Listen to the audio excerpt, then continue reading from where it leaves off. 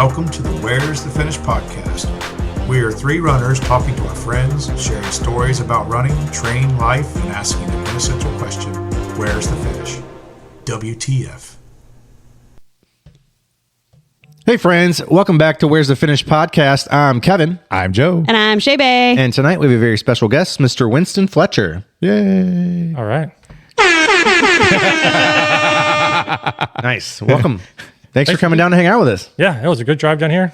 Hell yeah. I love it. Where's the drive from? The big city of Palatka. Ooh. Palatka, home of the Yee boys. Yee. Yeah. Do you have a truck that leans? No. How often do you see the lean back truck? They're getting fewer and fewer. Really? Yeah. Okay. Why? They're not existent yet. Okay. All right. But So less and less. they're going away. They're still there. Okay. So something else has become more popular, I guess? What's the thing now? Oh no. No, just still loud exhaust. I mean, how Overall. are we gauging the popularity scale based off Palatka, Florida? That's not a thing. There's, I don't know. There's different levels of the lean too. That's Okay, true. all right. There's a full squat Okay. called the Palatka lean. Then you got just a little bit of a squat. Okay. Yeah. But they're similar, but just not as much. Yeah. Right? Okay. Is one jacked up and then drop down and the other one not jacked up and drop down? One's jacked up that you can't really see in front of you. Oh, how do you drive something like that? You just run over stuff. The worst. Well, this isn't a truck trend; it's a car trend. But the in wheels. Oh, yeah, those are Oh weird. my gosh! Have you? I hate those so bad. You see a sports car and they've got the sideway. I'm like, what are you doing? They're eating up the corner of Just the tire ruining your tires. Why? because they have money to waste on more rubber. We were It looks on cool. we were on our way back yesterday from Gainesville, and we went through we were like, oh look, Joe lives over there. But there was a guy that was like full lights all around his rims, just the most lit up underneath of a truck ever. Oh, yeah. The truck? Mhm. Yeah, Those isn't are- that illegal? I don't know. No, it depends on the color. Okay, You can't Obviously, you red can't or do red, blue. white, or blue because those You are can have white. Those are White. reserved for emergency vehicles. They can't flash. They That's have true. They can be solid. Okay. They have to be solid color, but you can decorate your vehicle any way you want. Otherwise, the Christmas light car. yeah. Oh, yeah. Mhm. Where did we see the Christmas light car? It was on the way back from Emily's house. Yeah. Ah, yes. Yeah. Okay. I got a video of it. Yeah. Okay. You got a video? Okay. Cool. Yeah. When I was a kid, it was lowriders. Lowriders. And so they would cut the wheel well out so they could really slam on. But the thing is, with the danger with those, you can't hit a bump because you would. Oh no, I've seen lowriders in my neighborhood, and I'm like, how are you getting? Like, if you tried to get into my driveway with a lowrider, you have lost your vehicle, the underside. The entire underside of your vehicle's gone. Gone. I think in Florida, there's always been some level of just jacked up trucks, but I think they did something with like you had to lower the bumper or something because they got so big that people could drive underneath them. I don't know. That's interesting. Anyway, welcome to Truck Talk, guys. On this episode of Truck Talk, It's truck month. It's always trucks, so it's usually young dudes doing it. Are you a Toyota-thon person or a Honda days? Ooh, I say Toyota-thon. don't wish me a happy Honda days when you know I celebrate Toyota-thon. That's right. Sorry, Shae. I should have known better. I've never had, well, I take that back. I've had Hondas. My wife has. Yeah. So I've purchased them, but not for myself. For myself, I've had a Toyota. A Toyota? Yeah, I had a Tacoma. Oh, nice. Was it nice. white? No, it was black and it was jacked up, and I made it really sweet. The thing about white Tacomas is They- they always hang out of a driveway or a road into the sidewalk every time time. we run. Yep. Every time. Yep. There's a white Tacoma somewhere. It's always the same. White No, Tacoma? no. We went on like 3 subsequent runs, and it was in some of it Different was parts in of town. Fort Ranch. Yeah. Some of it was in I can't remember where, but all of them Toyota Tacomas just hanging out on the road. Yeah, On the ultra sidewalk. trucks are really cool. They run really fast for long distances, like Anyway. 100-mile. Winston, we did not bring you on to talk about trucks, by the way. We got Just very want you to know distracted. that. He's just like, all right, anytime now. Just hanging out. Squirrel. Squirrel. It's You what we fed do. us whiskey. It's Yeah. not Yeah. your fault, but Yeah, you started- contributed. Guys, if you've not had a pickleback, Oh, yeah. They were delicious. Winston's the very first person to give me one, and he was the last person to give me one too because I just had one just now. Are you trying to say you're not ever going to eat them again? No, I'm just saying so far he's the first and the last. Oh, okay. So that could change. That could change. That is very true. But more than likely, he probably will always be the last because now I'm going to be looking forward to going to the Azalea race. I know. Yeah. And getting picklebacks. Yeah. So before we get there, let's start with you. Palatka, born and raised? Born in Gainesville, Florida, Okay. but raised between Gainesville and Palatka. So you called home to that area pretty much your whole life. Yeah, Palatka, Gainesville, Nice. a little bit of St. Augustine. Went to school in Jacksonville, so kind of all over. Nice. So North Central Florida. Okay, then how did you get to running? Did you run like in school? Did you run? No, never. And Palatka is from the cops. Yeah. there was some stories of that. But no, it started in running. A good friend of mine's dad was a big surfer, and their whole family was surfing. So we were going to go to a big surf trip in Costa Rica. So he's like, hey, you got to start running to build your lungs up because the waves are big. You'll be held underwater. So I started running and kind of caught the bug. Never took the surf trip. What? Okay. But So wait, are surfers just running for the cardiovascular thing? lung capacity. Oh. Yeah. Have you ever seen we talked to Sage? Yeah. Talk about their PT for the people that are doing the. Yeah, but I didn't think like running. You want to be better at surfing. Well, you're swimming. Run. You're swimming. So it's like cross training. Yeah. A lot of cardio. Yeah. I can see that. I know nothing about surfing. So did Me you? So you didn't go on the surfing trip? Did you ever never surf went. at all? Yeah, I mean, I've surfed for years and really enjoyed the running part of it and did my first race at the Gate River Run in Jacksonville. And so that was pretty fun. Just kept kind of going a little further and progressed Okay. from there. Okay. Did you start at the 5K? They have a 15K 15K was my first race. first race, Nice. 15K. Yep. And then you're like, I can do farther. I can go better. Yeah, I did that. And then I did the end mark, I think it was a 10K in Savannah, where you run over the Savannah Bridge twice. Ooh. And that was a real great race. And then I think I did a couple of 5Ks, and then I jumped to a 50K. He Yeah. is our people. This is how it happens. And so I started running, I think, in 2004 or 5, and did my first ultra in 2008. Okay. And then didn't do any real like ultras until 2013 or 14. What was that first ultra? The John Holmes. John Holmes. Yeah. That's a really hard race. Yeah, real long too. real Real long, real long. hard. I did it recently. Kind of wrecked me. Yeah, I got You still talking about the race? that race in 2008. I knew nothing about ultras and distance running, so it was. I think I did it in just under 7 hours. It was terrible. I thought I was going to have a heart attack towards the end, like an actual legit heart attack. And so I went to the hospital. Well, I mean, there's hills there. Yeah, and it was pretty hot. And my mom's a nurse, and I felt like crap afterwards. So she's like, "Hey, let's go get you checked out." So I did a couple of days later, and my CPK, like blood levels, were through the roof. And usually that indicates a heart attack. Okay, CPK. I don't know what it stands for. Okay, all I can think is Cabbage Patch Kids, so it's probably not that. He's got Cabbage Patch Kids running Yeah. all through his blood. So California Pizza Kitchen. if your CPK levels are through the roof, it means you have had a massive heart attack or you really exerted yourself physically. And Wow. so since my mom doesn't know that can happen on exercising, she assumed Yeah. when they brought the results back, I had a massive heart attack and she's freaking out. And how old were you? Oh, I don't know. I was, I'm gonna say, find out. 2008. I don't remember how old I was. So like 5. It was a while back. 7. I'm pretty old. I didn't think it was really true.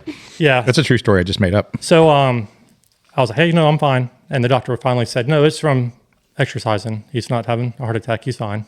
So I didn't You do were a 23-year-old baby. probably. That's all it was. Yeah. Okay. Ultra sign up says so. Yeah. And didn't do anything for a while. And then it said 2014 or 13, I forget when the next race was. I did Fort Clinch. No, I did John Holmes again. And trained. You came in second. Yeah. So I trained pretty hard for that race and ran really well. I think I took a 2-minute walk break because I was out of water. And I raced a good buddy of mine. He got first. And just a good race. And then I think I did my next race. Okay, you got it. You can't just gloss by this because your time is extremely impressive. You got a 4:19 Yeah. at John Holmes Wow. 50K. That's really fast. Yeah, I always wasn't sure what I was going to do because it was the first time running that far. I think my longest training run was maybe 26 miles, 28 miles. That's still a long training run. Yeah. Most people don't do 28 miles in preparation for a 50K. Yeah, I really wanted to go close enough to the distance where I was comfortable doing the distance. If that makes sense. Yeah. So then your recovery was much better this time. You did not have any Cabbage Patch Kids. I was pretty sore afterwards, but just from the distance. Just normal Yeah. running sore. More running Yep. sore. No more soreness. And I don't think I did another race until Fort Clinch. And I did okay on that one. I did terrible as far as what I wanted to do. I wanted to run like 7 hours. This is for a 50 miler. Yeah, for the 50 miler. And had a terrible nutrition plan and strategy. And it just, I had terrible cramps. A couple times it was so bad I just fell over and couldn't move.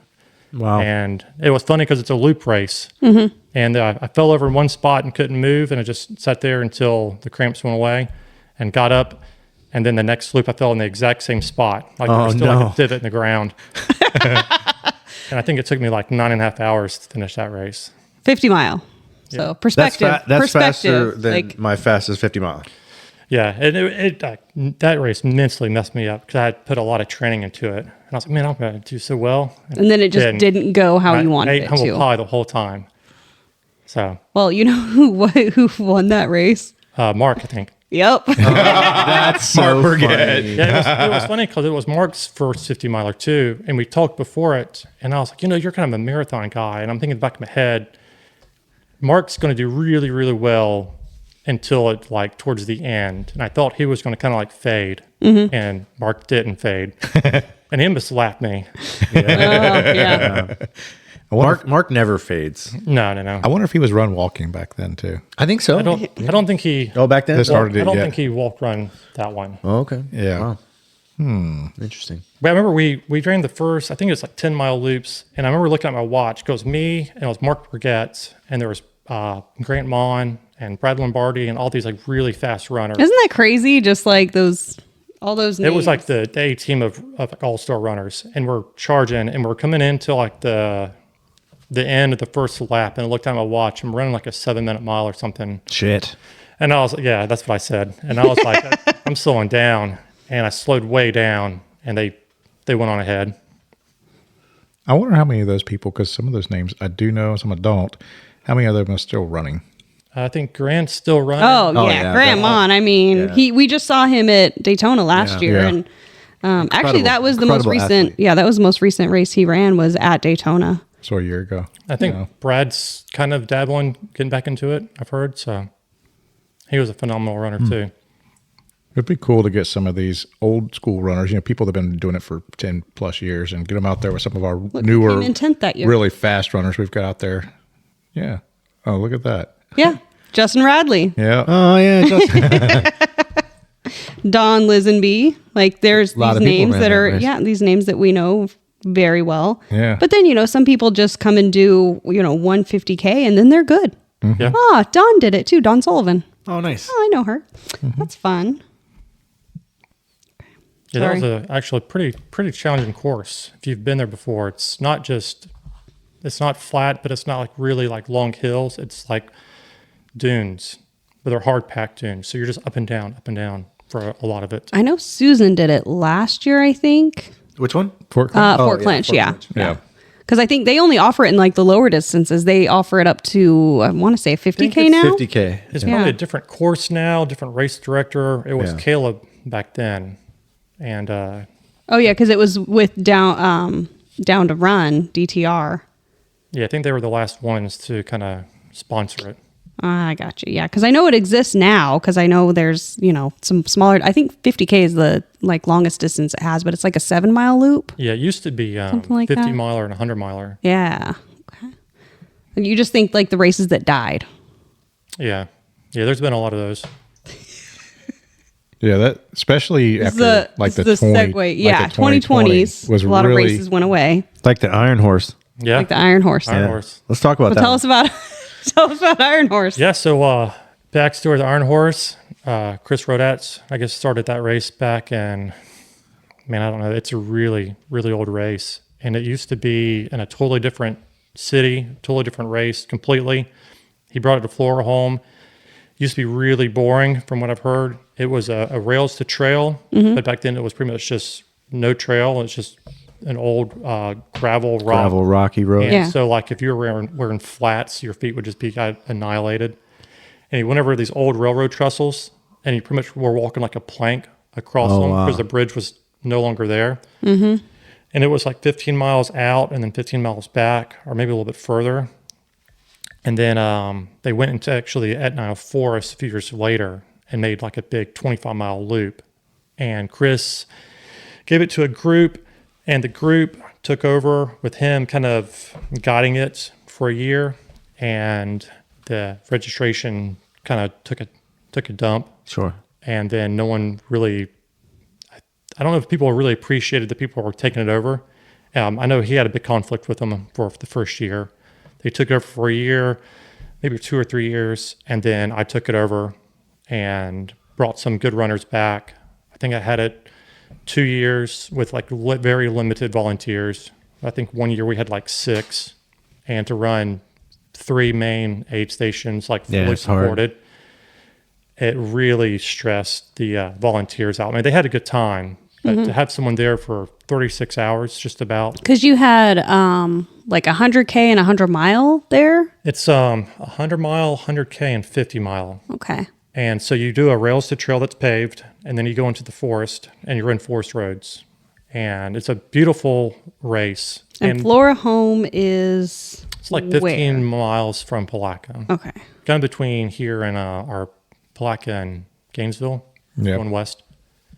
It's actually probably the fastest 100-miler around. I know Tunnel Hill's really fast.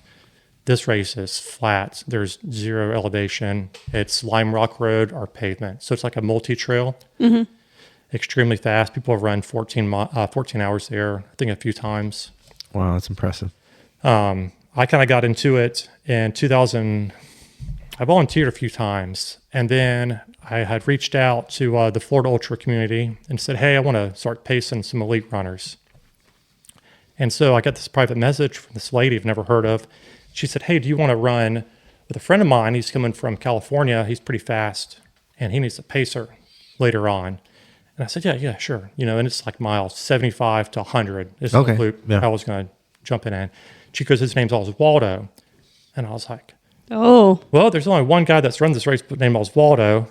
And I'm like, you mean like Oswaldo Lopez? And she's like, yeah. And I was like, yeah, absolutely. I've watched a million of his Badwater, interviews and stuff. And so it was actually Oswaldo Lopez. And so now she knew him. And so I ran the last 25 miles with him. And during the time, second place and first place were kind of yo-yoing back and forth. And the second place guy, they were, like I said, neck and neck. He was complaining that the pacers were muling for Oswaldo.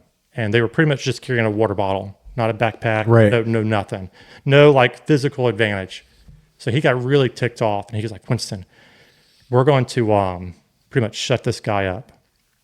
You're not going to carry my water bottle. I'll carry it. And we're going to shut the door on this guy. So we took off around had been like mile 80. And granted, this is 80 miles into a race. And the guy was talking to a volunteer race director, complaining about Oswaldo apparently cheating. And he definitely was not. Oswaldo's the nicest guy you ever met. And so he's like, let's go. And I'm like, all right. So he runs like 6:30, 7-minute miles. Jesus Christ. And I'm thinking, okay, we'll do this for a minute or two. Cap this guy. Well, we just kept going and kept going and kept going. And we ran like 4 or 5 miles and just absolutely shut this guy down. And he capped him by miles, not by like minutes. And finally, he slowed down a little bit, but still charged the rest of the race. Wow. And it was incredible. Just mind-boggling that someone's running 7-minute miles at mile 80. Yeah. I can't run a 7-minute mile now. You could. If you went out right now and did it, you would do it. I only have OFOs on. That'd be a bad day. You could try. See, it looks like that was, and he put some distance on that guy too. So it looks like that was 2015. Probably 2015. And he also ran it in 2013 with a time of 14:38. Yeah, I think that's when I ran with him. Yeah, that's Well, a fast it must have been course. 15 because I got to go. I got to crew him. Had bad water a couple years, and but yeah, it was a real fun experience out there with him. Just being a world class athlete in your hometown is pretty awesome. So is he? Do you know if he's still around doing stuff or? I don't know what No? he's doing Okay, now. it looks like it's been like a year. He did. He set the. I think he ran for his home country of Mexico at. What's the big 24-hour race? Desert Solstice. Desert Solstice, and set the Mexico 24-hour record not too long ago, and that's really impressive. And he's, been at Badwater I don't know how many times. Yeah, I see a lot. So you went out. What year did you go out? 15 and 16, I believe. What do you think of it? Oh, it's awesome. Are you or do you have aspirations to do it? Yes, but this the financial constrictions of it. It's ridiculous. It's pretty steep. I think it's between like $6,000 and $10,000. I spent to DNF. It cost you $6,000. I'll tell you that much. That's how much I spent on my DNF this year. Yeah, it's a big financial thing, and then you're also there on for a whole week. Mm-hmm. Yeah, because it starts on Monday night. It's not like it starts on something more reasonable like a Friday. Right. And so logistically getting your crew out there and picking the right crew, because the wrong crew is a make or break kind of a deal. And I've been with really awesome crews and really terrible crews. Ooh, okay. What makes an awesome crew? What makes a bad crew? An awesome crew is everyone is in sync. They're adaptable. Everyone gets along. There's no like bickering on who's like the better runner of the crew.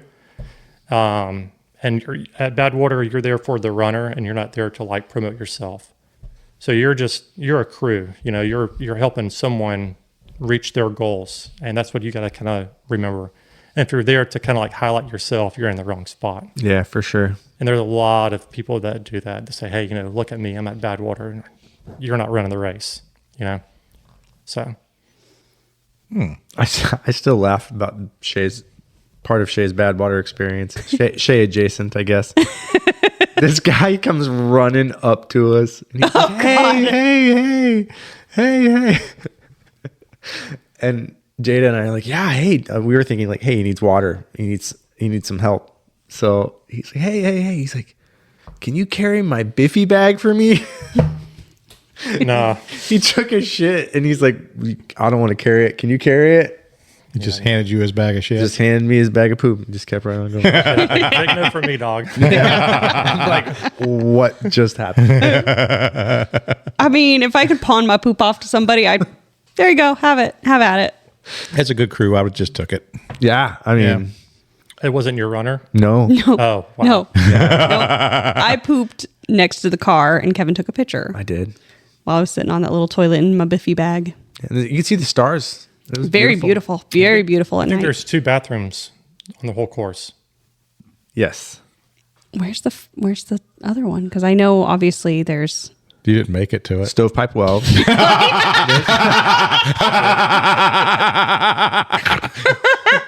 You're not wrong. I did not. Where are the bathrooms along the course? You wouldn't know. You only made it 54 miles. Good Jesus. Forgive me for that right there. Feed the starving pygmies in the beginning. Damn. I got burnt. Well, there is one at mile 50. Yeah, actually, like the on-course restrooms, there's only a couple. Yeah. And then there's one gas station, and then you've got like Panamint and stuff Panamint, like that. yeah. There's McDonald's. And Yeah, Lone Pine. that's not till Lone Pine. Yeah, but you're almost done then. We lost a runner one time at the McDonald's. Oh, no. How do you lose a runner at McDonald's? Well, I was crewing one of my best friends. It's Josh Klein. It's our first year, and it's like early morning, so it's still dark. And we go into Lone Pine, and we're like, "Hey, we're going to go get some gas, and we'll get you a McDonald's, and we'll meet up with you." Well, we had one person kind of like standing. We'll keep an eye on for him when he comes past. And I guess we never saw him.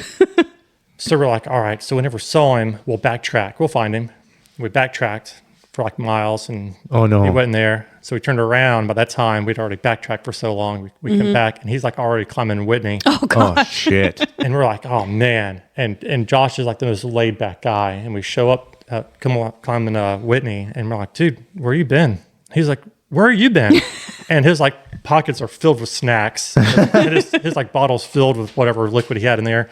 And I'm like, you're not doing so bad, are you? And he's like, no, I had a good crew from some other crew. And I was like, well, I got your McDonald's. And then he was cool. He laughed it off. You know, it was a good time. But yeah, we did. I don't know if it was being delirious and being up for so long. And Yeah. I didn't see him because the lighting in Lone Pine's really dark. It's shitty. Yeah. And yeah, we just missed him. We saw So it the it morning was of when the race. I was going to say. So when you were out there, they actually started in the day. Oh no, It was still the night start. Still a night start. I don't know if it was the first year they did the night start when we were there or like a year before, but it traditionally, I believe it started at night in the beginning, and then it went to the daytime start. Yeah, but now you have to be out of Death Valley by 50 Yes. miles by 10 a.m. And it's a harder race. Like I haven't run the race. I've been there 5 times, and from what I've talked to people is the nighttime start is more like you got more sleep deprivation. Yep. And going through the valley is really, really hot. I think 2018, I was crewing a friend named Ashley, and that section is like 4 miles, and the wind was blowing, and we would completely drench ourselves with water. Like you got out of a pool, like that's how wet we were, with ice cold cooler water, and in 5 minutes you're bone dry, and you're like salty and crusty.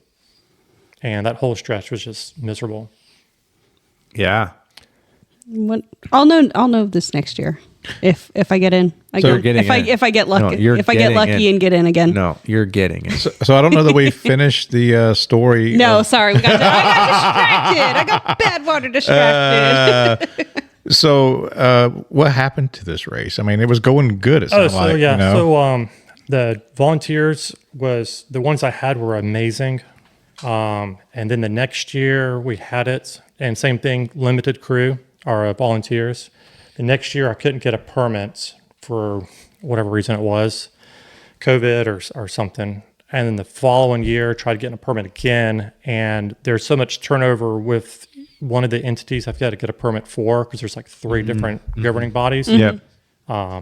They just never return emails or phone calls. I escalated to like Tallahassee, like the big level, and they just thought it was a stupid thing because it's like this little race and they don't really care. So hopefully we can bring it back, not next year, but the following year, because usually it's in February. Yeah. And it's too close to do it now. We would Yeah. love that, actually. Yeah, Iron Horse is an awesome race because you have like 3 aid stations, and I crewed or volunteered at that race for several years at aid station 3. And as a race director, I envy the guys at aid station 3 because it's always a huge party. Is it also first, last open, first closed? What do you mean? Like last that's one of the one ones. that- That's one of the ones I like, where you're the farthest away and the first to close. It's an out and back situation. Yeah. Yeah, so I don't know really how they closed up. It's the last 2. No, it's the. Is it first open two- the it's longest, or first is to it? close up? No, the first to open is aid station 2, because the way the race is you start, you come to like aid station 2 and you split off, and then you come back, and then you split off again, and then you come back. And aid station 3 is on that second out and back. Okay. Yeah. So aid station 2 is there's traffic all the time. So that person's got to be really Busy. Yeah. Nonstop. really busy. It's really active. Because you're getting it. They're getting it twice, coming and going both times. So they're getting it 3 times. 3 times. Really. Wow. Yeah. Yeah. And then aid station 3 is less traffic, but you can be as loud and obnoxious as you wanted because you're like in the forest, and there's like a pavilion. And the first year I was there there with like the original Florida ultra runner, like Eric Friedman, Nice. Smitty, Susan Anger, Elizabeth, and a bunch of people. And it was just awesome. Just a great time. Great memories. Yeah. Those are the best. So hopefully it comes back on a weekend that I'm not race directing and we don't have any commitments, because I would definitely love to have a WTF aid station. Yeah, that'd be a fun. party in the We'd love that. woods. Yeah. And it's fun to have like people that are really like loud, and What? that's usually what we want. You know, Kevin. Please tell me more. Yeah. Yeah. If you have like an aid station or someone that's just kind of reserved, the runners get there and they're just kind of reserved too. But if you're like loud and there's music blaring. Yeah, because you're not going to get any energy from an aid station Yeah. that's not giving any. That's right. Like a good aid station is actually giving energy. They've got lights, they've got sound, they've got Hot food. hot food. And that like little bit of energy you get from that like 5-minute interaction will like boost you for the next couple of miles. Wow. Or you can come in and you can fake happy and then you can be sad when you leave. Yeah. You know, I always think about that. Like I look back and reflect on those statements. Like I've lived that. Yeah. You know, like when we did Sufferfest, when we came into Kim's aid station, Yeah. that was like the highlight of the whole race. Yeah. When, yeah. I felt conspired. I did. Yeah. Yeah. That was like a recharge. Yeah. She had Every a little time. inflatable couch out there and all the stuff going on. We were Yeah. able to live that in real time. And so we try to recreate that with our aid We do. stations too Yeah. when we do it. Because you never know, like who's gonna think and say, "Hey, that bearded guy looks like Santa. Told me to sit on his lap." And he meant it. I mean, that's a memory. One of my favorite memories is this young guy. He's probably, I don't know, he's a teenager, and I used to crew or course marshal at the Keys. And this guy, he must have been like 16. And this girl comes in, and real cute girl, and she comes in the aid station, and you know the race is so hot, and she's like, "Hey, can someone put some ice down my sports bra?" And he's like, "Oh, you know," and he kind of like covered his eyes, and he like turned around, and he gave her a bag of ice. And I'm like, "Dude, when a girl tells you to stuff ice on her shirt, you stuff ice on her shirt, you know." Yeah. And so it was really funny because he was just like, "You know, my mom's over here," and I'm like, "It's okay, you know, this is an ultra." Yeah, she needs the boob ice. Yeah. That's how I learned I don't like ice on touching my body was at Keys. With boob ice? Tell Just tell no me more any about boob ice because I had one of those DeSoto shirts that has like the Oh, little yeah. pocket in the back, and my crew shoved ice in there? back there, and I was like, nope. Goodbye ice. That's like the ice bandanas. People talk about ice bandanas, and once it's on your neck and can't it do starts it. to like freeze your back of your neck, it's just so uncomfortable. Yeah. Sometimes it's great, and Some sometimes people it's just terrible. love them. I hate them. You just get Love 'em. soaked. That's Yeah. the problem I Well, have with them. You get now soaked. like the big thing is you put it in the baggies, so you've got baggies holding the ice, so you're not like it's not drenching you. The best ice bandana I've ever seen is this guy named Bob Weber. And if you don't know who Bob Weber is, definitely look him up. He's the coolest guy. He's very old school. He would get like tube socks and tie them. Hell yeah. And he would like these old school like jockey tube socks around his neck. And they just fit and they're weighted down and they're not right in your neck. So they're just kind of like drooping down and they were we had excellent. something similar to that for heat whenever I was younger. So you'd fill them with rice and you would Yeah. like Oh, heat yeah. them up. Yeah, I think I've still got one of those hanging around somewhere as a little rice, Yeah. a rice sock. Yeah. And you would just heat it up and it would be warm. You either put it in the microwave or you'd put it in the freezer. Yep. Yeah. the American 24-hour team. I think they did a fundraiser where they sold ice bandanas one year, and they're already like stitched, so you could just have a little pocket, and they're perfect. Yeah, I've got a lot of them now because that's like recently the thing to give out at races. So I got one at Javelina, Oh yeah. got one at Badger We this did. last year. One of the cool things I seen was out in Western States. The guy had like a ball cap and it had like cloth sewed around the top of it Oh. with a cinch tie Yeah, at the no, top. Emily So had you one could of those, You I could think. open it up and dump a Yeah, Emily had ton one. of ice into it Yeah. and just cinch it up Just to the cinch it top. up. That Stop. that is too cold for me. Nah, I Yeah. don't like it. Ejectocito, cuz. No thanks. Keep my head cool. Rest of my body will follow. Mine's my hands. If I can get my hands and wrists cool, I'm fine. Yeah, but if you get them cold, then They're never warming up again. then you complain that your Reynards are Reynarding. Yeah. My Reynards. Look at Emily's hat. Ah, that's so funny. This is at it looks like this was at Tampa. she looks like she has a diaper on her head. You know, I told her is I was like, you remind me of the guy with the boobs from Little Nicky on his head when he's wearing the bra. That's exactly what it reminded me of. Like a chef's hat. Chef set. So what else did you what else did you do? Race director for the Azalea race, 12, 24-hour 2-miler. We just had that not too long ago. Yeah? How long you been race directing that race? Let's see, started that race in 2013 or 14, I think 14 maybe. Oh, it's been going around for a while then. Yeah. Yeah. And it's a staple Florida race. Yeah. And the years have had lots of great experiences for that race. We've had some small numbers. We had some really big numbers, especially like when all the races shut down and no one could get permits. A good friend of ours out in Florhome had some like 60 acres. And I was like, hey, can we bring a bunch of runners out to your property and run all day and all night? And she was like an elite level runner. So she's like, oh yeah, absolutely. So we like blazed the trail. I think the course was like 2.5 miles, and it was like single track and then almost like some forest roads, but it was like their property. Mm-hmm. And so we ran through like cow pastures and then single track, and it was a little bit hilly. And so we did that 2 or 3 years. That sounds horrible compared to what we did. What it is right now. What it is now. And Sounds so like fun to me. that race was awesome because you could camp out the whole weekend. And so there was like a little camp village, you know, and the aid station was like in the pole barn. So the first year we had it, the weather was perfect. And I think the second year we had it, it was like 40 degrees and like ice cold pouring rain. And I remember one girl like... And that's like so early in November for that. Yeah. And some girl, I remember, I forget her name, she either flew down or drove down like way out of state and got a hotel and then got up that morning and looked at the weather and was like, nah, and went back to sleep. And I was like, you know, I can't really blame her. Yeah. And so we like had this big tarp. We tarped off the pole barn and had like some propane heaters. So like we were like inside, we kind of like knocked the coolness down. It was still cold.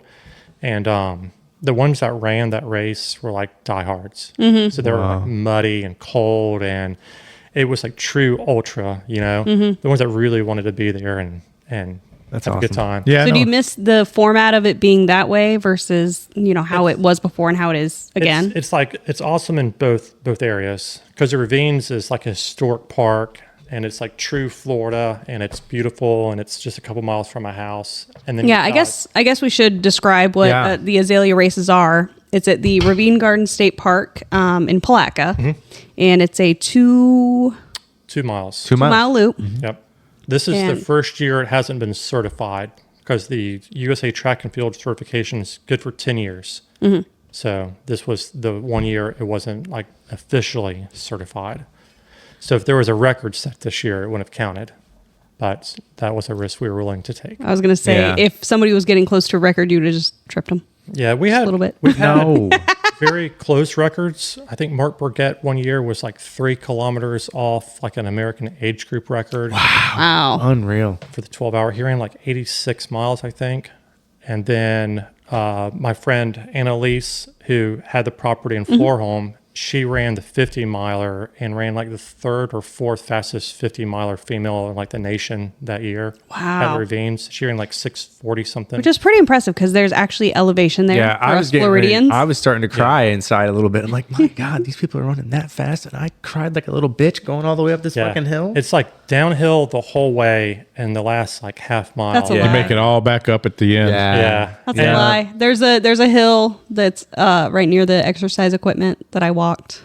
That's not a hill. Yeah. If you got enough momentum on That's the true. downhill, You would That's just skate you right would have over just it. skated right over it. The last hill is like 0.3 and it's like 9 to 10%. Yeah. Yeah. So it's a legit. I ran the first 8 loops. Down, down, down, I ran down. the first 8 loops, and then I'm like, I'm probably gonna walk this from the rest of the time. Yeah, I'm here. the little corkscrew, like the U-turn towards the bottom, really wrecks people's like hips. It does, 'Cause it's yeah. really, really Yeah. So there's a very sharp turn. Very sharp. Yeah. So you have to like, okay, what is the best like line that I'm going to take where I can swing out and come in, like the best tangent of like I'm going to go here to there. You got to kind of do that one like NASCAR. You Yeah. take it on the inside and then go wide. When I was out with I Kevin, did the airplane arms most of the times. I was out with Kevin. And he said, "Yeah, when I was down through here a little while ago, a golf ball came right across that hill, and as he said it, another golf one. ball just shoo. Another shoo. I was like, holy shit. Yeah, if you're around like the actual mile marker, that's where like the fairway is. And there's been several times where I must have been nailed by a golf ball. Well, there was wasn't there somebody that was like cheering us at one point that was they were going to go hit their golf ball and they're like, Azalea Races. Oh, that's cool. So they knew what was knew it, happening. yeah. They They knew what we were probably doing. ran it at some point and they knew what everybody was doing. And they were just there hitting the ball at a random time that some runners were going by. That's cool because the community doesn't know too much about the Azalea Races. I don't we promote it as best we can, but the community really hasn't like jumped in and gotten involved, which is fine because they do other bigger events throughout the year. So it's kind of small as far as the community is concerned, but having golfers and other spectators come in, it's really neat. I mean, it's ultra in general. It's that way. Most people don't even know ultra exists until they meet someone that does it, and then they don't believe it. Yeah, I don't So, understand. so Reese Kevin Reed. and I, after our unfortunate, What are you talking about? Unfortunate nap? no, Is that what it the was? week before we went to Azalea, our unfortunate food poisoning that happened for Javelina. Yeah, Javelina shit show. Yeah, literally. Yeah, the Javelina that, food poisoning shit show. It's like redemption. We need some kind of redemption. So it's That's like, right. let's sign up for Azalea because That's Azalea right, has yep. been like on my radar Mine for too. many years. And I mentioned it, we talked about it. I'm like, oh, this hasn't worked with it. And then it's like, okay, well, let's freaking sign up for Azalea. And then didn't go so great. That's okay. Nobody told me there was elevation, by the way. I didn't hear it. I don't know how you did not know. I mean, I didn't know a lot about Azalea, but I knew it had elevation. He'd never been to Ravine I've never been Gardens there. either. He'd never been to the park at all. I've never been in the park, but Never. I knew the park had a big deep hole in it. I did Love not. the Yeah. park. The park is super cool. You have not been on the suspension bridge. The bridges No, but are it's incredible. beautiful. What I did see, amazing. It would be cool to run it like in the suspension bridge, but it would make the course way more technical. And I don't know if the park would allow it because the With single that many tracks- people going there. Yeah. The single tracks and the steps are really sketchy. Yeah, they are. So It's all very, very rugged Oh, yeah. for anything like that. And especially if you're putting that many people over the bridge over That and fast, over and over again. over. Yeah, something's bound to break. Nobody's going to be setting course records there at all. But it's all like beautiful paved. It's wonderful. such a nice trail, though. It really is. I think it's 80-something% shaded. Yep. And like the history of the ravines itself is awesome. They used to have like the beauty pageants back then, probably in the 40s and 50s. And you had to like win Miss Azalea to go into like Miss Florida to Miss USA. Oh wow. I think Miss America came from like Miss Azalea one year.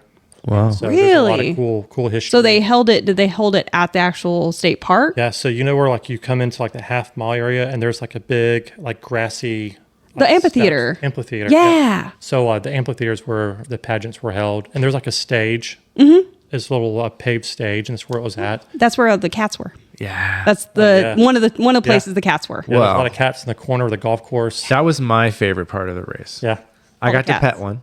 Oh, really? I think I pet somebody. It was in the last like third of the like, so as you start going uphill, there was a cat and I went over and I pet the cat and the cat let me pet it for a while. And then the cat started walking forward. I'm like, oh, this cat's making me go forward in the race. So I walked and I pet the cat more and the cat would walk more. I'm like, okay, so I have a cat pacer. So and then I sat down and I probably sat down for about 15 to 20 minutes just petting this cat. And it was delightful. You had a lot of downtime, didn't you? I was feeling I was in such bad shape. I wasn't ready to go back out and race. I slept like 3 hours Yeah. in the car. I was exhausted. I was supposed to crew them overnight, and they were going to do the 100-mile. We were going to do the 24-hour. the 24-hour. Not 100-mile. I mean, I thought that was the I goal. looked at 100 miles once. So Hated it. I had extra stuff that I brought out with me, and I pull up. I'm looking for. Then someone points. They recognize me. Hey, they're over there. Point. And I go over there, and I wasn't expecting them to be there, but I see Kevin in like this reclining chair with a blanket all the way over his head, and it's like 1 o'clock in the afternoon. I mean, it's not even nap time. It's like That's nap lunchtime. time, Joe. And he's just Anytime's nap time if you believe in yourself. so I pull up and I kind of move around, and he wakes up, and then I'm like, "What are y'all doing? What are you doing?" And I didn't know Shae was sleeping. I figured Shae was still out running. Kevin got lazy and Shae's out because she's the tough person, and he's like, "Shae's in the car." I slept like 3.5 to 4 hours. You went to bed. She did. It was more than a nap. And so finally he gets up and gets moving. So we go out, and I'm like, well, let's just go. He was going to go out for a lap. And I'm like, I'll go with you. And so I wasn't ready dressed to pace or anything, but We just walked the lap. Just walked. That's It was fun. Yeah, we didn't even run. It came back, and And I'm like, Shae's still in the truck. And so I'm like, I wonder what she's doing. So I'm going to walk up and I like knock on the window. She kind of looks up. She doesn't really, but she like waves her hand, like waves me away. Get away from me. So she's like nodding her head no. She's like not ready. But they both ended up finally getting up and getting a few extra miles in. So they both got 50K in. And that was fun. There's nothing like being up and like exerting yourself for a really long time and then taking like a 4-hour power nap. See, I like a good nap, but unfortunately, no, it's not going to happen this weekend. Or next weekend. Or next weekend. Or Big Scrub. No, that's not What? true. Big Scrub we're naps are approved. Yeah. Absolutely not. Yeah. But so I once I woke up from my nap and I just started getting out there again, I felt good. So I was like, okay, I'll just keep rocking it. And then it was I came in and Kevin had decided, all right, she was I'm done. trying it. She was like, I'm done too. And we're like, no, you haven't got 50K and you got to go back out at least get 50K. Well, my hip was fucking hurting. So Yeah, you were bad. limping very strangely. Yeah, it hurt. he was doing hills. That's what it was. Yeah. The little baby heels. They Little killed Kevin. fucking baby hill. Yeah. Kill him. Mountain. That old U-turn one will get you. I'm going to take Kevin to the mountains for a race with me so that I can beat him. I've never beaten Kevin doing anything. Let's go. I mean, We can go visit my sister and we'll all run that horrible race that I did last let's year. do it. That 15K? It was The half marathon? It was a half marathon. What's the marathon? It's grandpa's or grandma's? Where it's Oh, like yeah. Not your uphill? mama's? No. Grandma's Marathon up in, it's not Minnesota, but it's Midwest area.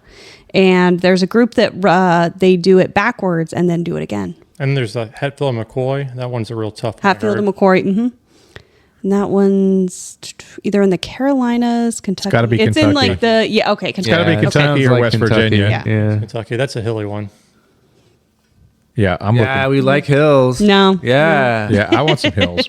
Let's bring hills. I've been doing some rucking and I'm lifting weights and Same. Yeah, I want to go do a mountain race, but I don't want to do an ultra yet. I'm looking for like a 10K Cowboy half 200. marathon, something like Just that. sign up for Cowboy 200. That's Joe. not a mountain race. That's flat as a pancake, dude. I do want to do cowboy, but it's flat. Is it? Yeah, it's flat. How about Wyoming Range?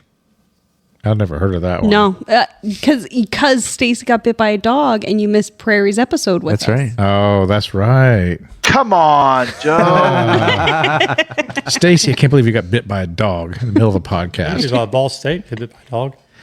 I did not get bit by a dog during Ball State. I saw a dog that was very aggressive, and all I had on me were my soft flasks. I'm like waving my soft flasks at the stupid aggressive dog, and that's it. Soft fast with a little squirt of water in the face does a really good job. No, so the dog that I encountered was probably maybe 2 miles from the rock. So I didn't have any water in my front bottles. It's I was amazing how dry. scared a big nasty dog can be of a little squirt of water. Yeah. Tell you one thing. I was running one time on some back roads near where I live, and there's no shoulder, there's no sidewalk, so it's a kind of sketchy road, but it's really hilly and like a country road. And so I'm on it, and I'm by myself, and this giant pit bull comes out of this guy's yard, and another one comes from another yard. And so I'm backed up against like a privacy fence, but it's like on the road. And I've got one water bottle, and I like swat at the dog, and he snatches it from my hand in like a rattlesnake quickness. And I'm like, oh, I'm about to die. And this good Samaritan comes flying around the hill and tries to run the dogs over. Oh, shit. That's how like Jesus aggressive Christ. this dog was. And I jumped in the back of his truck, and the cops came, and I didn't get bit, but I was like literally seconds. And there's this guy's yard was completely manicured, so there's no sticks to pick up. So I'm in like my short shorts and a water bottle, and the water bottle's gone, and I'm like, I'm defenseless. So yeah, Wow. It's scary. that was a wild one. Yeah, people don't bother me. Wild animals don't bother me. People's dogs, especially the really friendly ones that doesn't bite anyone. Yeah. Those are the ones that really get me. Yeah.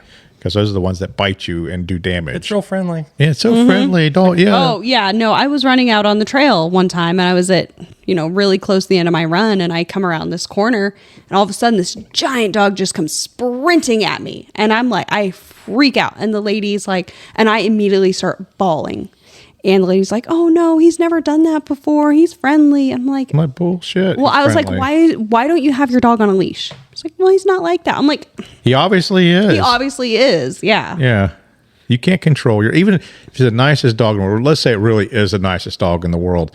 Dogs do weird things. They're dogs. They're not people, and you don't know what's going to trigger that dog. So keep your dog on a freaking leash. Well, the biggest thing is if you're listening to this podcast and you're one of those people, I don't like you. Yeah. Put your dog put a dog on a leash. So my thing is when I see somebody with a dog, I always walk. As soon as I see the dog, same. I start walking. That's exactly what I do. Especially even sometimes if you run around somebody with a dog, the dog will start running with you, and then their owner will be very upset because they're like having to jog. Be respectful of other people. Just because you love your dog doesn't mean everyone else loves your dog. I always tell people, dogs have their own brain and their own set of teeth. Yeah. And they'll do whatever they want to do. Yeah. So I've had some really close encounters with dogs, and I don't like having them. Yeah. So me neither. It's not fun. Yeah. So let's talk more about Azalea. Yeah. Yeah. So we've got Azalea next year. Haven't set a date yet. We've had some really interesting runners. We had the Jester at the race one year. It was the year he set some kind of Ed's a nice guy. He really is. Because he was doing the 100-mile as many as he could in one world year. record. Yeah. Yeah. And so I talked to Jester at Badwater a few years prior, and I've got a photo of him with like I had like made Azalea like hipster kind of sunglasses. And there's a photo of me and him with the sunglasses. And then he came, years later. Mm-hmm. That was pretty awesome. And he won the race by like one step. Oh, wow. He was running side by side with, I think, Rob Marnes. And he's like, hey, I'm trying to set this world record. Do you mind if I win, And Rob's such a cool guy. And he's like, yeah, just take like one step ahead of me, And so that was a pretty cool moment. It's a very ultra thing to do. It yes, is. it Yeah. is. Yes. Yeah. And I mean, there's been some like really competitive runners at Azalea, and that's always awesome. And we love like first time ultra runners that are like curious into it.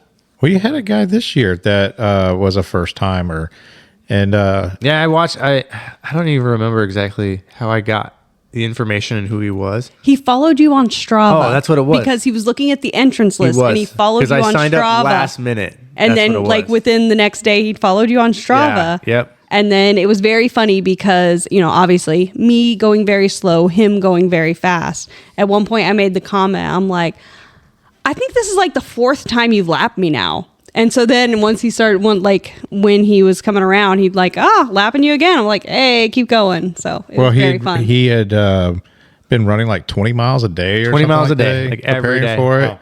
Yeah. And he, at the race, he got to 100K and he came into the aid station. He's like, I think I'm done. And we're like, no, you're not. Oh, that's right. I forgot about him. Yeah, we're like, no, you're not done. Yeah, he like, was like completely I'm like, fine. why is it that you think you're done? Is it just because you reached this 100K mark? He's like, kind of, yeah, that was what the reason was, because he didn't look bad. Yeah. You remember what his finishing time was or his distance? It was 100 miles. He did get the 100 miles, I believe. Yeah. Oh, I know what happened. He was second place, I believe. And I remember him saying, okay, I'm done now. And I'm like, hey, there's someone that's coming up behind you. Yeah. And they could beat you. And he's like, no, I'm done for real this time. And I think the guy that was in second wound up beating him by Yeah, one by lap. Yeah, one lap. because it looks, He did. because like if you look at this, it's like, okay, you got somebody at 104, 102, 100. Yeah. So it's like, if you could just like walk one more loop, you could, Yeah. And that's one of the things that He you've had probably plenty of seen with time. those timed races is people stop at those like landmark ones, like so 50K, 50 mile, 100K. We had someone one year that was like 10 kilometers behind with like 2 hours left. And I think he wound up tying, I believe. And back then we did like partial credit laps. Oh, okay. And Nice. so they were literally sprinting as fast as possible, and they both finished. And the girl he was running with is from like England or somewhere, let's just say across the pond. And so I think they ran 108 or 116, I forget Wow. what the total distance was, but they side by side. That's crazy. Well, of almost 15 years or so doing this race, you've had to have some really cool stories from it, though. Oh yeah, I yeah. mean- The races, like I said, every year there's something that really stands out. A funny story this year is I've got Bill Schultz's kind of not itinerary, but like points of interest, I guess. Like, hey, 12 o'clock, this guy DNF'd, or like, hey, this time, this guy did this, and it's like 1 o'clock in the morning. We're at the aid station. This guy shows up. And by 1 o'clock, 2 o'clock in the morning, everyone looks rough. Yep. You know. And this guy kind of shows up to the aid station. He kind of bellies up to the table like everybody else does. And we're like, hey, what can we get you? And he's like, I don't know. And I'm like, I'm looking at him, and my buddy Thomas is like at the aid station, and I'm kind of on his like right side. And I look at this guy, and I'm like, this guy's not part of the race. This guy definitely doesn't belong here. And Tommy's like, hey man, you want a drink? You know, and he like a bottle of bourbon. And the guy's like, yeah. And I'm like, he's like, hey, Tommy, put that up for a minute. And Tommy, it hasn't clicked with Tommy yet. And this guy's like homeless. And somehow he got in the park. Oh, no. That's because there's like a little gate that's open. Free liquor? Heck yeah. Yeah, he's all about it. And I'm like, hey, man, if you're not part of the race, why don't you just go ahead and leave? And real polite. Well, a few minutes later, I see him. He's at timing tent hanging out with Bill. And Bill's like hamming it up with him. He's like, oh, yeah, you know, this guy's in like this place and he's run this many laps and da-da-da-da. And the guy's like, okay, yeah. And I get over there and I'm like, dude, you've got to go. Like, I'm trying to be polite, but you've really got to go now. And so I've got Bill's thing, and he says, Winston, this is homeless guy shows up. Winston gets rid of him.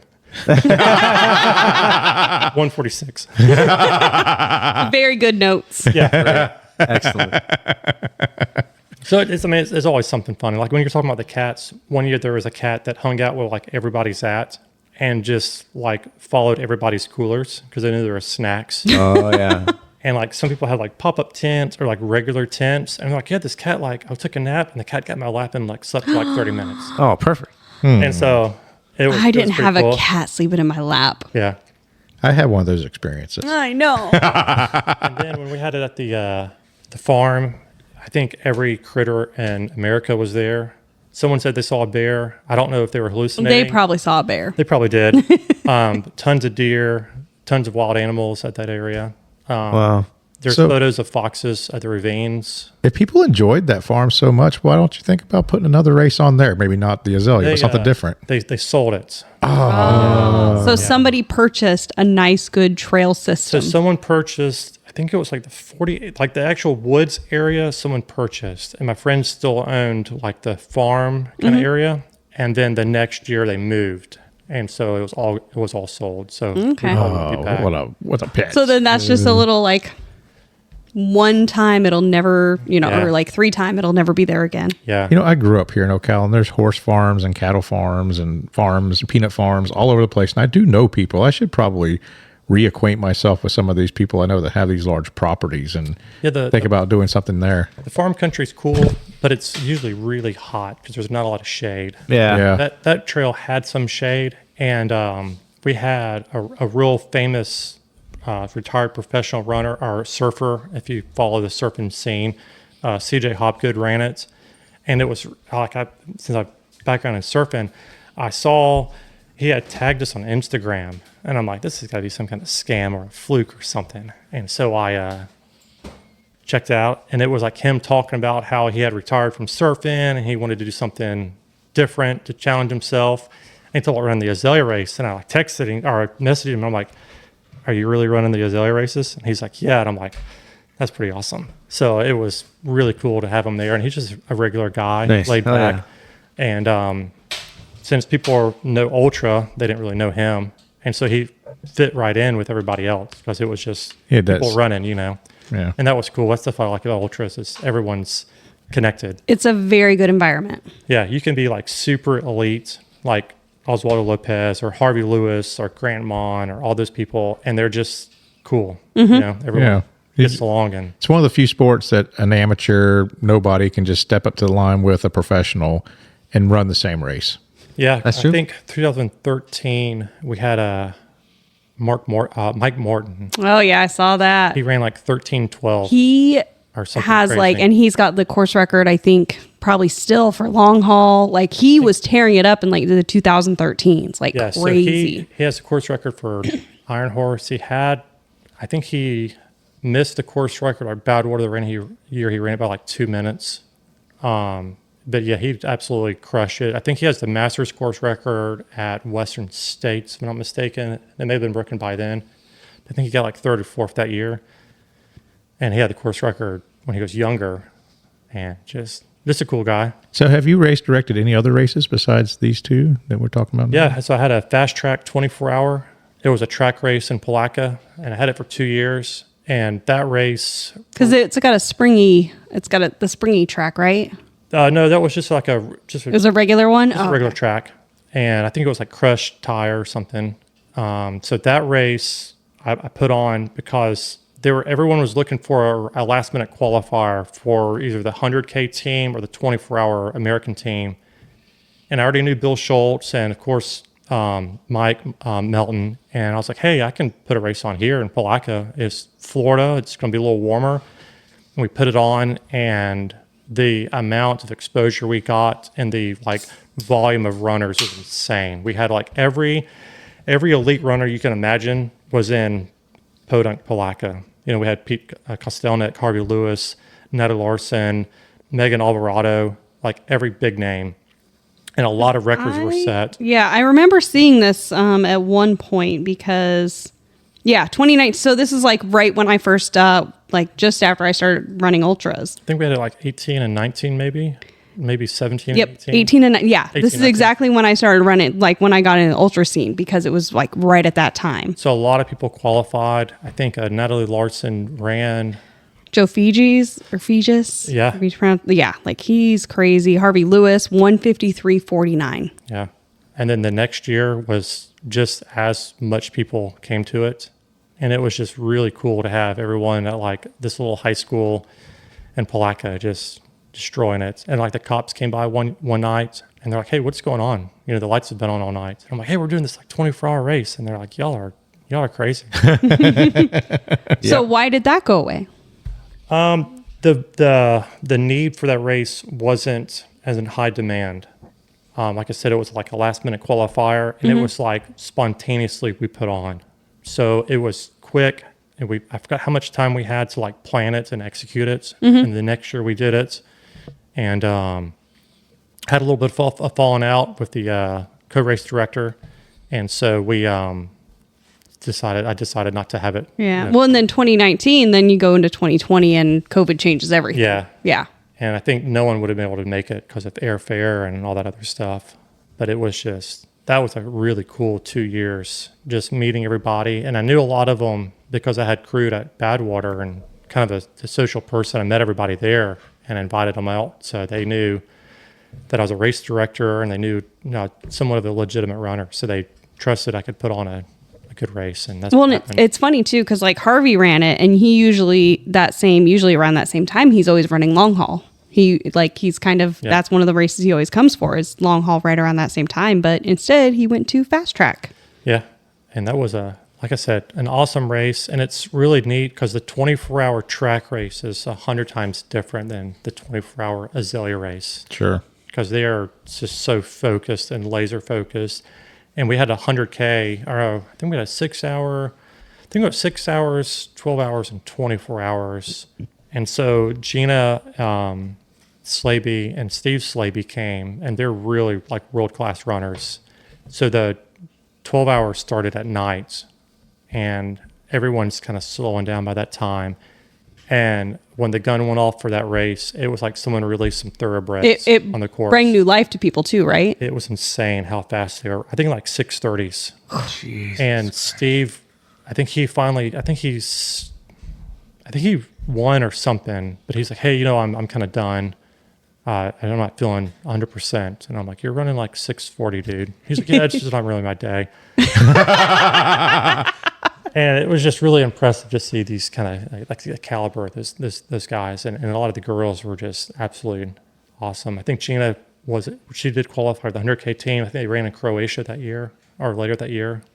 So, what do you think are the best practices from what you saw directing one of those small loops? What are the best practices for runners?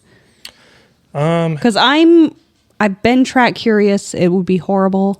The most I've run at a track is 5 hours. Track is fun because, I've run on a track for hours just in my own training, and you kind of forget about it after a while. And it comes back, and it's terrible, and then it's good.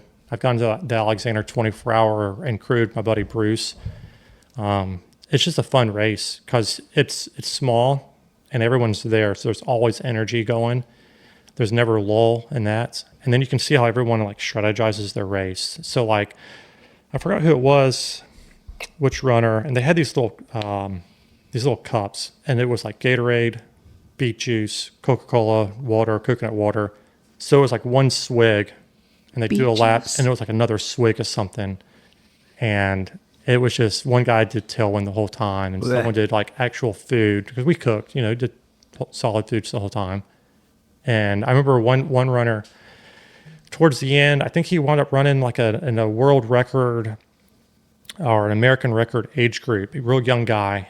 And courtesy on track is the first lanes for the really fast people. Okay. And the slower, I won't say slower, but the ones that aren't like doing 640s. Yeah, the ones that aren't going for like a record, it's courtesy to be in the second lane or just move out of the way just a little bit. Yeah.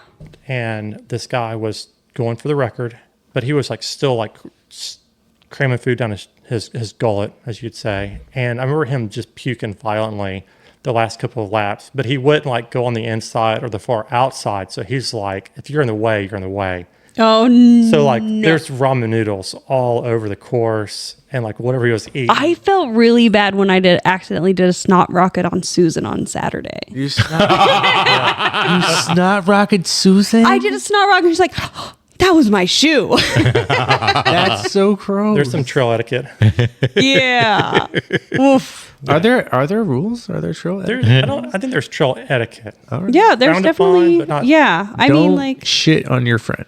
well, I was gonna say, Camille Herron when she did the Don't run with a when she speaker was- that everyone else can hear. I like that. Yeah. I like that rule though. You like I like to annoy everyone with my great music. Yeah, that's a horrible thing to do. We I had do a someone lot like of people one that drive time. through my neighborhood. They're like, listen to the sounds of my car. Yeah. Yeah, I'm in the woods for peace and silence. I don't need to hear your freaking boom box. We had someone one time at Iron Horse. I politely asked them to turn it down. I was like, hey, crank that thing up when your runner comes in. But like whatever you're playing is obnoxious. You got to tone it down. Like we want to be loud at the aid station. We don't want to hear whatever you're playing. Oh, Kevin got told something recently at across Florida. It's fine. Well, you won't tell us what it is? Oh yeah. They told me to turn my music down. They did, yes. But it wasn't that late. It was like 8 o'clock. Oopsie daisy. You were definitely listening to Unce music. Yeah. Sure. Yeah. Back to it then. that's what I was listening to. On your birthday. Shit. Back to it then. Do it. Yeah. Yeah. Yeah, crunch some numbers. Back to it then. Do I've been it. trying to download that on my On your birthday. ringtone. Can't figure it out yet. For that song. Yeah. So good.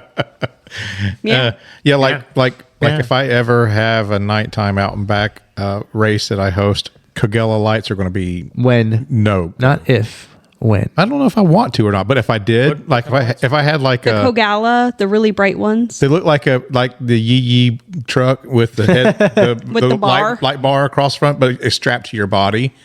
And But here's the thing, Kogalla is not the only super duper bright high lumen light. And then the problem is what you're doing is you're actually restricting people who have very poor night vision. I don't care. I can't see. Get better night vision. Don't run nights. I don't care. Those things are they're obnoxious. That's very Republican of you. They are very obnoxious. They like I can't stand to run and run into those. I don't like going into lights. I hate it. However, I do understand. I'm that going to people fall and need kill them. I'm going to fall and kill myself because you need the So light. y'all are from Ocala. You know the rainbow Yeah. gatherings they have in the forest? Oh yeah. Oh, the rainbow people? Yeah. Yeah. Yeah. So I used to do the rainbow gatherings every year. Fuck, And okay, that's a whole All other. right. Yes. Let's- Let's talk about the rainbow Rainbow people. people. So all the hippies, they despise headlamps and they call it hippie mace because you come around the corner and your headlamp like blinds them and they lose their night vision for like 5 minutes Yeah. and they can't see And they anything. hiss. Yeah. And they hiss. And they hate it. So they call They it hippie scurry mace. Hippie away. mace. Yeah. Yeah. So I've always Okay. used that term. Well, I shouldn't have to Hippie be. mace as headlamps. I love it. Okay, wait. How long were you with the rainbow people? I Did wasn't you with live them. with the No, rainbow? no. I was somehow, no. He was like me. We're probably close to the same age then because I used to do it too as a kid. So what was the deal was I was whenever on the they outside. when they come into the Ocala National Forest once a year to do it, all the high school kids would go out there to see naked people and do drugs.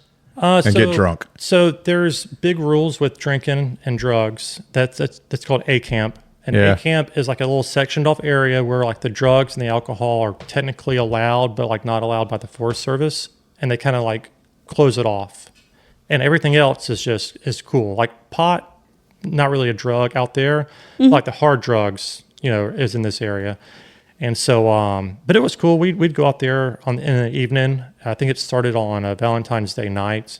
They had a huge bonfire and a drum circle, and everyone just hang out and good times. And then, like, Is it still going on? Can we go now? I don't think they. Oh, not like they used to. they- still have it, and unfortunately, it used to be really secretive. So you like had to know somebody that knew somebody. Yeah. This is before Facebook, Yeah. MySpace. You had to know like where it was going to be, and then once you it had to know got somebody out- but also people lived in the community that lived in the forest. So they would kind of like bounce around. There's different rainbow gatherings all over the U.S. And they would kind of like follow that. Yeah. And so you would go out there, and I think like 2 weeks before the actual thing started, they would release like where they're going to be in the forest because they technically had to get a permit. And so you'd go out there, and back then I had like They did? they did, yes. So Whoa. someone would pull a permit. Well, they had law enforcement out there and stuff that would control Okay, so these aren't the traffic. rainbow people that I knew. So like when we went out, They are the same rainbow people. they were really cool, and like as far as like the nudity wasn't really common because usually it was kind of cold February, and there wasn't a lot of that. So I guess it was a pretty PG-13, I guess, going out there. And back then I had like really long hair, and I was always barefoot, and so like I fit right in. So you saw a headlamp and you went, Well, I wasn't really into like the too hippie, I guess. And then during the 90s, early 90s, they had This is the 90s. they literally had a hatchet killer out there. Someone, Yeah. and that really put a Damper on it. damper on the entire They event for caught a the while. forest on fire one year. I was there. I was there the day before, and somehow they set the forest on fire. And there's a YouTube video. I wish I could find it. And the people are just scrambling like ants trying to put this thing out. There's no resources, and it's blazing, and it's hilarious. No one got hurt, but it's just funny. People screaming the whole time. One year, with the Florida Trail, it's usually along the Florida Trail, and you can't camp within so many feet of the trail. Right. People are like on the trail, so like some law enforcement body was coming through with like a side by side and just picking tents up and tossing them. this is delightful. So this was in probably 2013, does that sound right? Or there was there was one in 2013. Probably. Okay, this was September, This so is it may not earlier. have been. This is probably 2008, 9, and this is before I got married. So 2008, maybe. yeah, good call. Your crazy days. Before you It got was married. Yeah. it was 91, 92, 93 for me. So You're old, Joe. Yeah, no, he's about 10 years younger than 10 you. years So younger than me, that maths. But in 2013, a rainbow gathering was taking place, and there was a huge amount of fire because a campfire got away. And do you know where it was? Hopkins Prairie. yeah, Yeah. That sounds fun. The worst place to have a fire. yeah, Yes. all grass. Yeah. Just But a good place to have a party. Oh yeah. Yeah, like I said, it was cool. We had a good time. And there's all kinds of like they have their own language, like code names for things. Like cops is 6 up. And so if there's a cop and they expect someone to be like undercover, they would say 6 up and they point them out. 6 up. Why? Like a 6-shooter, like a revolver, like old school cop days. Oh, okay. And so there's all kinds of stuff like that. And like one year they were hollering and screaming because the cops were coming through and just throwing everyone's stuff away because it was in the wrong spot, the wrong time. And then one year we showed up and they were having a marriage or something. And these people were definitely not the couple to be married. And somehow they cut themselves with something and they're trying to get a ride to the hospital. And my buddy was like, hey, should we give them a ride? And I was like, absolutely not. We are not part of this at all. So that was the only weird time we were out there. Usually pretty safe. craziness. Outside of the crazy, It's pretty safe. it's pretty safe. Yeah. Yeah. No, so I think I've told a couple of you guys about my like rainbow experience. I had a friend in high school that I lost touch with her for a couple of years. What? Nope. Okay. I had a friend in high school. I lost touch with her for a couple of years, and then like we relinked back together, and it turns out she'd been living with the rainbow people out in the forest. And so she had brought her boyfriend home to meet her mother. And I remember him saying, I can't wait. She made me shower. I can't wait to get back in the woods and get a good layer of dirt on me. And hearing that, I'm just like, it's Florida. It's gross. It's sticky. You're covered in dirt. It's just like, ugh. I had a friend that he lived really primitive. So like off the grid, 100%. And some hippies were coming through town and their car broke down. He's like, hey, you can stay at my house for a few days. We'll get it fixed, and then you'll be on your way. And he said their stench was so bad. Oh, yeah. He's like, here's a bar of soap. Go down to the lake, and if you don't bathe and before you come back, you're out of here. Yeah. And this dude's like off the grid. So, he's not showering every day to begin with. And he said that was... But in Florida, too, like... Yes, that trail funk's for real. Not Just even take them trail out funk. back and hose them off. Yeah. That's so mean. So on your own personal running, what are you doing with running right now? Anything? I took this year off. Last year, I trained really hard for Ancient Oaks 100. And, getting up at stereotypical 4 o'clock in the morning and doing my runs. Wait, why?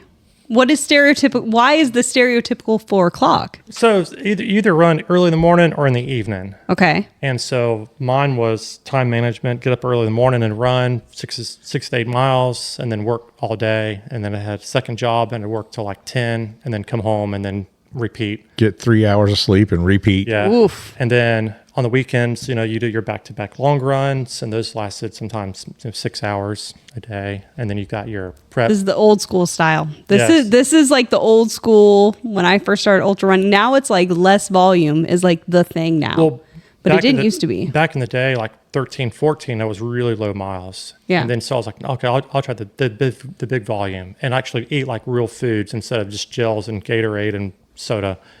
And so I trained my buddy Josh, and my IT band got really weird during the training. And then like 2 weeks before the race, it got weird again. And then like mile 13, it hurt like really bad. And so I toughed it out as far as I could and made it to like mile 52 and finally had to call it at the race.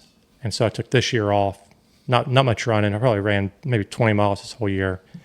And so I want to get back into it.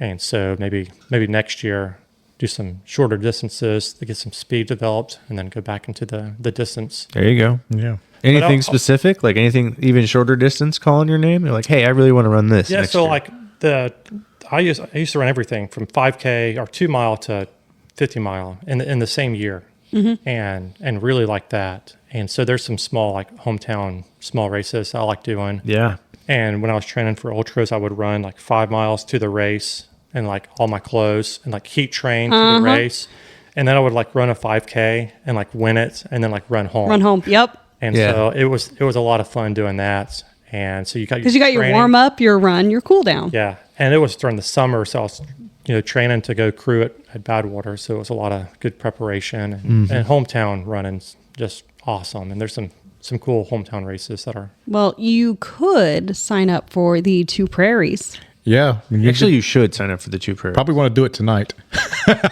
Gonna force him into Joe is just going to manually add. Let's talk about Two Prairies and try and get Winston in. Yeah, so if you're familiar with the area where the Rainbow people would hang out, I spent a lot of time out in the Ocala National Forest as a kid, and I love that area. And so I put a fat ass race on, and it's March 14th this year. This is the third year of it, but it's a 50K and a 30K. So you start out at Pat's Island, Trailhead, Yeah. and you run south out and back to Juniper Prairie, Juniper Springs. Yep. So that's a 30K, and you can do just a 30K and just hit the Juniper Prairie. And then when you get back to the aid station, you go north, out and back across Hopkins Prairie. So you see all of Hopkins Prairie, turn around and come back cool. for another 20K. So if you get 50K, usually the second half of that race is really hot. I'll have an aid station there. Yeah. But it's a free race, and I Limited. Very limited. very limited. I can't have no more than 75 people. That's everyone. That's a big fat out there. race, though. In order, so the participation is capped at like 50. I may allow 60 in this year, but we always, like I had 200 people sign up for last year. Cleared out the wait list a couple times before I had to finally shut down. It was people that didn't come off the wait list, but I did cycle through the wait list like twice, I think. So anyway, it opened up for registration today, and I had, when I last looked, there was 32 people registered for 50 spots. But I would say sign up for it if you want to do it. More than likely, you will get off the wait list. Yeah, but if you don't sign up for it, just to sign up for it and then not do it. Yeah. The last time I was in that area, me and a friend of mine were doing like a 20-mile run from, I forget where we started, but we were going to finish at the 88 store. Yeah. And so we decided, thank you, we got to, I think 5 miles in was supposed to be water. So I was like, all right, I'm going to chug a lot of water and really hydrate, because the next like 15 miles, there won't be much at all. And so I got to that spot, there's nothing. It's just woods. There's no pitcher pump. There's no pond. I haven't brought a water filter to filter water. There's absolutely nothing. Yeah. And I'm like, all right. So we got to I got severely dehydrated. And there was 5 miles left, and we see this group of hikers on a road intersection, and they're getting ready to start their hike or whatever. And I said, hey, is there any way I can bump some water from your Nalgene's or whatever? And they look at me and they go, nah. And I was like, I've hiked for hundreds of miles. This is like we're going back to the etiquette thing. Yeah. Yeah. You give someone some water when they Yeah. they're going to die, and they're like, no way. And I was like, what? So I told them what I thought about it. Oh, shit. And so one of the guys that was hanging out, I went to the store and met us at the next intersection with a gallon of water. And, we hooked us up, but there's only 2 miles left.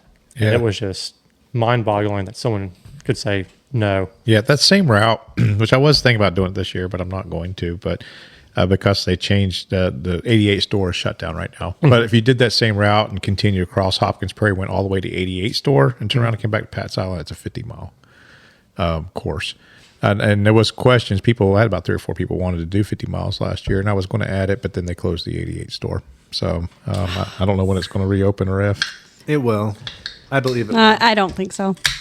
Yeah, I remember getting to the 88 store one year. I was backpacking, and this is before the 88 store really knew about the Florida Trail. Yeah. Oh, they're before they installed everything. The guidebook was like, yeah, they got food there. And I'm like, ah, cool. And I get there, and they're like, we've got beer. And Cigarette machine. There was a Chef Boyardee that was 40 years old, tucked in the corner. It was dusty. And I was like, nah, I can't have that. I think I had 2 Busch Lights or something and waited for my ride to pick me up. That's funny. I mean, 2 Busch Lights is basically food anyway. Yeah, it was very refreshing. Very little bit of carb in there. Yeah. But yeah, it's going to be it's a fun race. Everyone enjoys it. I think what most people like about it is the hang afterwards. It is. So we all kind of just hang around and wait for runners to come through, and no one ever wants to leave. They just sit there and drink a cold beer and have fun. Literally just hanging out. Yep. So because it's a small race, you can do that, and it's small because I can't get permits in order to hold the race there legally, I have to keep it under 75 participants, and I can't charge a fee. So if not, it would become a commercial event. Do they charge you a fee? They don't charge me, so I don't. So I don't have to have anything because I keep. The moment I charge a fee, then it becomes a commercial event, and then I have to have a permit. And if I go over 75, then I have to have a permit. And the Forest Service is not issued a permit for a recreational event in 3 years. Out that way? Yeah, no, Ocala National Forest. They haven't issued one in 3 years. The big permitting issue I've had with Iron Horse is the 2 or 3 mile section of the rails to trail, and I have to get it from, I think, Goldhead State Park, which is in Keystone, which is another 20 miles away. But they're the governing body of that section. And Keystone, is it Keystone or Keystone Heights? Keystone Heights, yeah. Keystone Heights, okay. And so that part of the trail is just the easiest paved. It's to me, why even get a permit for it? Yeah. But I want to be legal and not get in trouble. And Yeah. So Very What? important. Very, What a very thing to important. Well, I would say one of the hardest parts of being a race director is that you have to network. yeah. You have to know people and have relationships with people. And you have to know who is in charge of that piece of property that you're going to be on. And it's not intuitive because in the state of Florida, we have a lot of publicly owned lands that are managed by lots and lots of different people, and trying to figure out who the people is. But I will tell you right now, Keystone Heights, if you want to get a permit with them, have you gone to a council meeting? No, it has. Okay. It's just the park. So it's like I've got to get a state park permit, a state forest permit, and a county permit. Okay, so I was going to say, if you've got somewhere, always go to like a council meeting, because that's the people making the decision. You go in front of them as a person making a request saying, this is going to be bringing business to this area.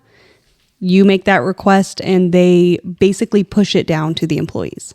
Yeah, Working in city government and knowing those kind of things, it helps to know that's kind of how it needs to go for a lot of those. I worked for the city for a couple of years, and if you presented it to like the TDC, the Tourism Development Council, they give like money. They'll to help it. you out, yeah.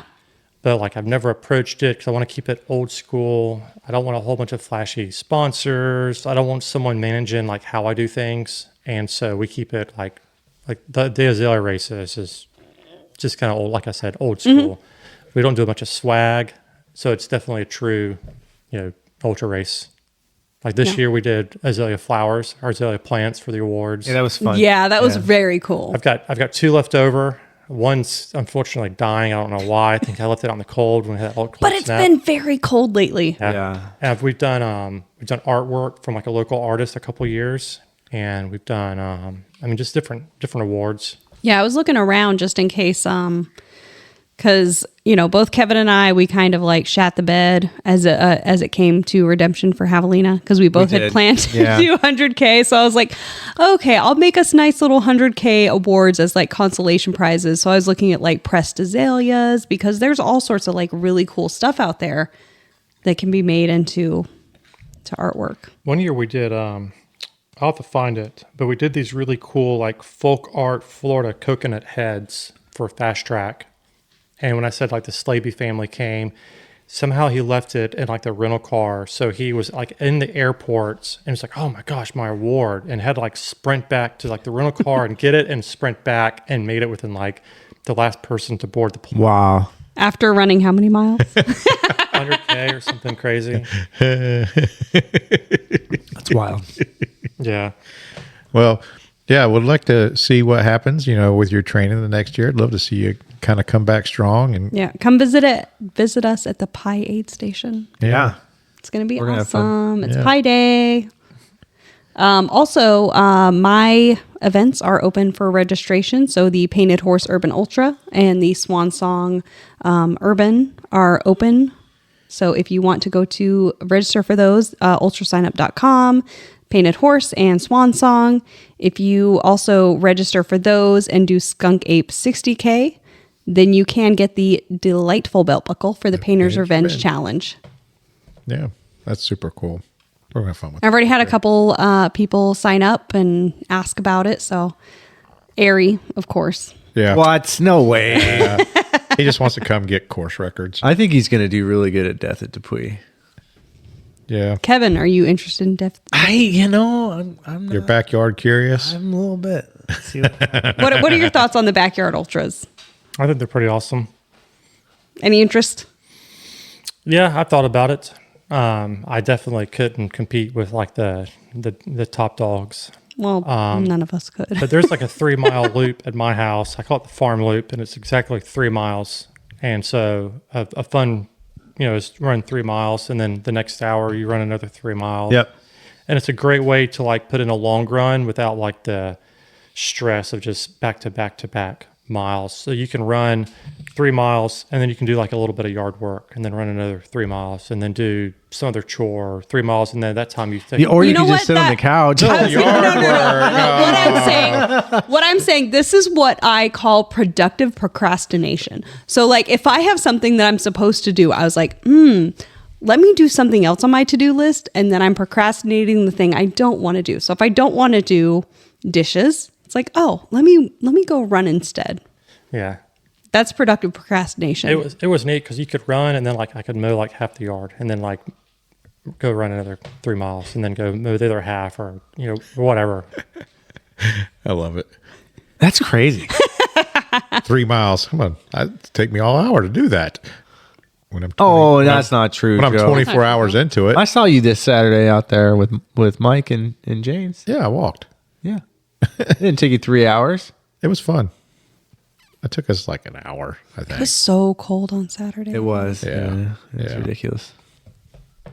So what else? What else is coming up? Festivus. By the time you listen to this, Festivus will have happened. Yes. So we're Festivus probably for the rest of us. Yes, Festivus for the rest of us. That's going to be in Middleburg. It's going to be rainy. It's going to be not cold but chilly. Kevin and Joe may be like recording on site, Doing stuff and things. We'll do doing stuff and things. Yep. The next weekend after that, at Daytona 100, I'll be crewing Andrew Kelly for the 100. Him. Oh, he's already coming back. I thought he had. No, he's not left yet. Oh, he hasn't he left leaves Monday after Daytona 100. Okay, and then So he's running from Daytona start all the way to the airport. Something like that. Him and Fred Soley went out and did a training run on Saturday, and they're super speedy. So Oh my gosh. We're going to include these that's pictures so of these cool. awards That's cool. because these are adorable. Yeah, a local cute. friend that made those. Those are true Florida coconuts. That's fun. so Yeah, Daytona was going to be a good race. Yeah, there's some Bob took fast it people. over a couple years ago, and Dave always put on a good race. Yeah, because And, Krupski wasn't doing a great job. I don't know. I mean, there's ups and downs with how that race was put on. I volunteered at that race for a couple of years, and it is what it is, and no ultra is going to be perfect. I wish both like Daytona and Keys kind of had the aid stations they sort of had before COVID. Yeah, so I used to be the lead course marshal for Keys, Yeah. and for like 5 years, and it was so much fun because like the first year I did it, like I was super broke, so I went down there like on super tight budget, and so we'd get to an aid station, and that would be like our breakfast, and then we'd go like 12 o'clock and like hit my mile marker 50, and they always had like a lot of food, and that was lunch, and then like the finish line had burgers. So you slowly made your way down. You could eat the whole way. The buffet. Yeah. And so it was a lot of fun. And one year, I think Red Bull sponsored the race, and they had like Red Bulls. And you had to That's find fun. I had no idea. you had to find like the special like cucumber or the watermelon or whatever, some fancy flavor. It was only in certain ones. So we'd like snag up those, and like that would carry us on for the next couple of hours. And so that race was a whole week of just awesome fun. We slept maybe like 4 hours, and I forgot how many days we were down there. yeah, Daytona, they've had a few rules changed this year that make it more aligned with the Keys. With Keys, with Yeah. bad water, the same kind of like. Yeah, so Same kind of they style. had a pretty good volume of rules now, but that now they're issuing crews and pacers high visibility vest that says Daytona on or something, I think. Yeah. And you have to wear that, and then you can only stop at certain crew spots now. Where you used to be able to crew from Anywhere. You used to be able to crew from anywhere during Daytona 100, so they've got specific spots now. Interesting. So very much like Keys. Vehicle size is now being enforced. So, like, I was going to use my truck. My truck is no longer is too big. Yeah, and like I said before, hopefully I'll get my car back from the dealership tomorrow. How many pods has it been since you've said that? I miss having my Is car. there still a water or an aid station at Crescent Beach right past 206 Drawbridge at the bar? I don't know. It's called the Sand Bar. It's like a dive bar. I don't think so. I know where the sandbar is. That's the place if you like need to stop and get a beer. Actually, we sat there. That's where you sat down. Yeah. Yep. Is it? You were doing your 50? Yeah. Okay. I believe it. That's a fun spot. Yeah, you sat right down. You're like, I'm going to sit down on this bench. And I did. And then you did. Yeah. You laughed about it. So yeah, I'm looking forward to Daytona. It's gonna be fun because I didn't see any names that I recognized on the registration that would be someone that I think could race these two guys. So I mean, it's possible there's some name there that I don't recognize that would be, but I think Eric. I think Eric's running it too. I Do they think still have the beer mile at the end? I don't think so. No. Oh, they- Wait, when was there a beer mile at the well, first okay, couple tell years. us about this. So you said the beer mile, and that's when it finished at the north turn. You had to go to the lighthouse and then backtrack on the coastline. Okay. I think I forget the restaurant was called. Well, The now North it Turn. ends at the actual like Ponce Inlet Lighthouse. So you used to go to the lighthouse, and then you do a U-turn. You get on the beach, and you run, I guess, north to the racing's north turn. And so they would do a beer mile, and I think one year it was like 90 something degrees, and the beer was hot, and it wasn't like a can; it was almost like a tall boy. Oh, so you're chugging like a tall boy, Blah. and so and it was not a quarter mile; it was like shorter or something. So you like ran, and then you U-turn, and then drank, and then ran, U-turn, and drank. And that year there were some really big names. Do y'all know the name? I think it's Michele Granglia. No. He used to be like an international underwear model, and now he's like a professional ultra runner. Really cool background, but he was there, and so he did the beer mile. All the ladies listening are now looking him up. Yeah, definitely look him up. And and so And maybe a good portion of the men. he's he's an elite runner. So he does the beer mile, and my buddy Thomas does the beer mile, and I do the beer mile. And like, I don't really drink a whole lot. And so, but I'm pretty quick, and Thomas can put down some beer, and he's not as fast. So it was like, who could drink the fastest or run the fastest? So I drank, and Michaela drinks. So like, we're up front, and Thomas is chugging beer and running a little bit slower, and he wins by like doing the whole like track, like lean in. And there's a photo of him like leaning in, beating this like world class ultra elite. That's so funny. Awesome That's runner. hilarious. At the beer mile. At the beer mile. Hell yeah. They do the beer mile at Western States. It's quite fun to watch. Before, yeah. Yeah. And there wasn't any rules. Like a beer mile, if you throw up, you're out. Yeah. So like there's no rules. Oh. So like you could throw up as much as you wanted. No, and still run I don't like fast. that. And so it made it really hilarious because I couldn't drink and run. I was vomiting like crazy. I'm pretty good at it. You gotta take a penalty loop for that one in my book. So it was fun. So you've been around ultra running for longer than I have, longer than everybody at this table has. That's right. Uh-huh. How has it Combined. changed from like when you kind of first got into it to like now? Like as far as the local scene, the Florida scene. Well, I would say like, just not just Florida, everywhere. It's gotten really commercialized. So like a lot of big races are really like corporate level stuff, like Hard Rock, Leadville are real big. And I think they used to have, if you wanted to run it, you had a crew for like so many hours at other races to like qualify. Yeah, your service hours. Like a service Yeah. hour. I don't know if they still do that or not. Some do. Some do service hours. I've seen it, I but remember I wanted to run Hard Rock when I was in college, like 2008 and 9. I really wanted to run Hard Rock, and I never run in it for different reasons. But you had to run, or cruise so many hours, and back then you could go to a race, and there was so many support with volunteers. And like when I got here, I was talking about how you had to like almost beat people away from volunteering. And it was just a huge party, and now it's really hard to get people in. A lot of runners now are into like the swag and like the big buckles and the big awards, and that's great. I mean, there's a lot of races that have that, and they capitalize on it, and that core of people that's what they're into, and there's nothing wrong with that. And then you've got like the old school races, like you're saying, like a fat ass race. There's no t-shirt or entry. Ancient Oaks. Exactly. Ancient Yeah. Oaks. Ancient Oaks is a big. There's no buckle there. No, I think they do local artwork from Yep. school, and that's really cool. I was really looking forward to, getting that artwork done last year. You get a cool T-shirt, and it's a nice quality T-shirt, and that's what I've kind of not so much mirrored exactly what Mike Melton does, but he does the same logo in different colors. Yeah. And so like the Azalea Races a few years ago has done different styles, Yeah. but the same style. And we had Run for Water. We've sponsored them a couple of years, so they're on our shirts. For Yeah, that's what I was going to ask, because I know you've got it there, and I'm looking at Kevin's shirt. So you have 1 year, he's got another year. Yeah. And it's got the same like chemical symbol. It's the chemical compound for the runner's high. And so my cousin is a PhD in some kind of brain research, and his job, in a nutshell, is he gets animals addicted to drugs and studies them. And so I've seen that video. And so I asked him, It's I was the like, hey. Swede spider video.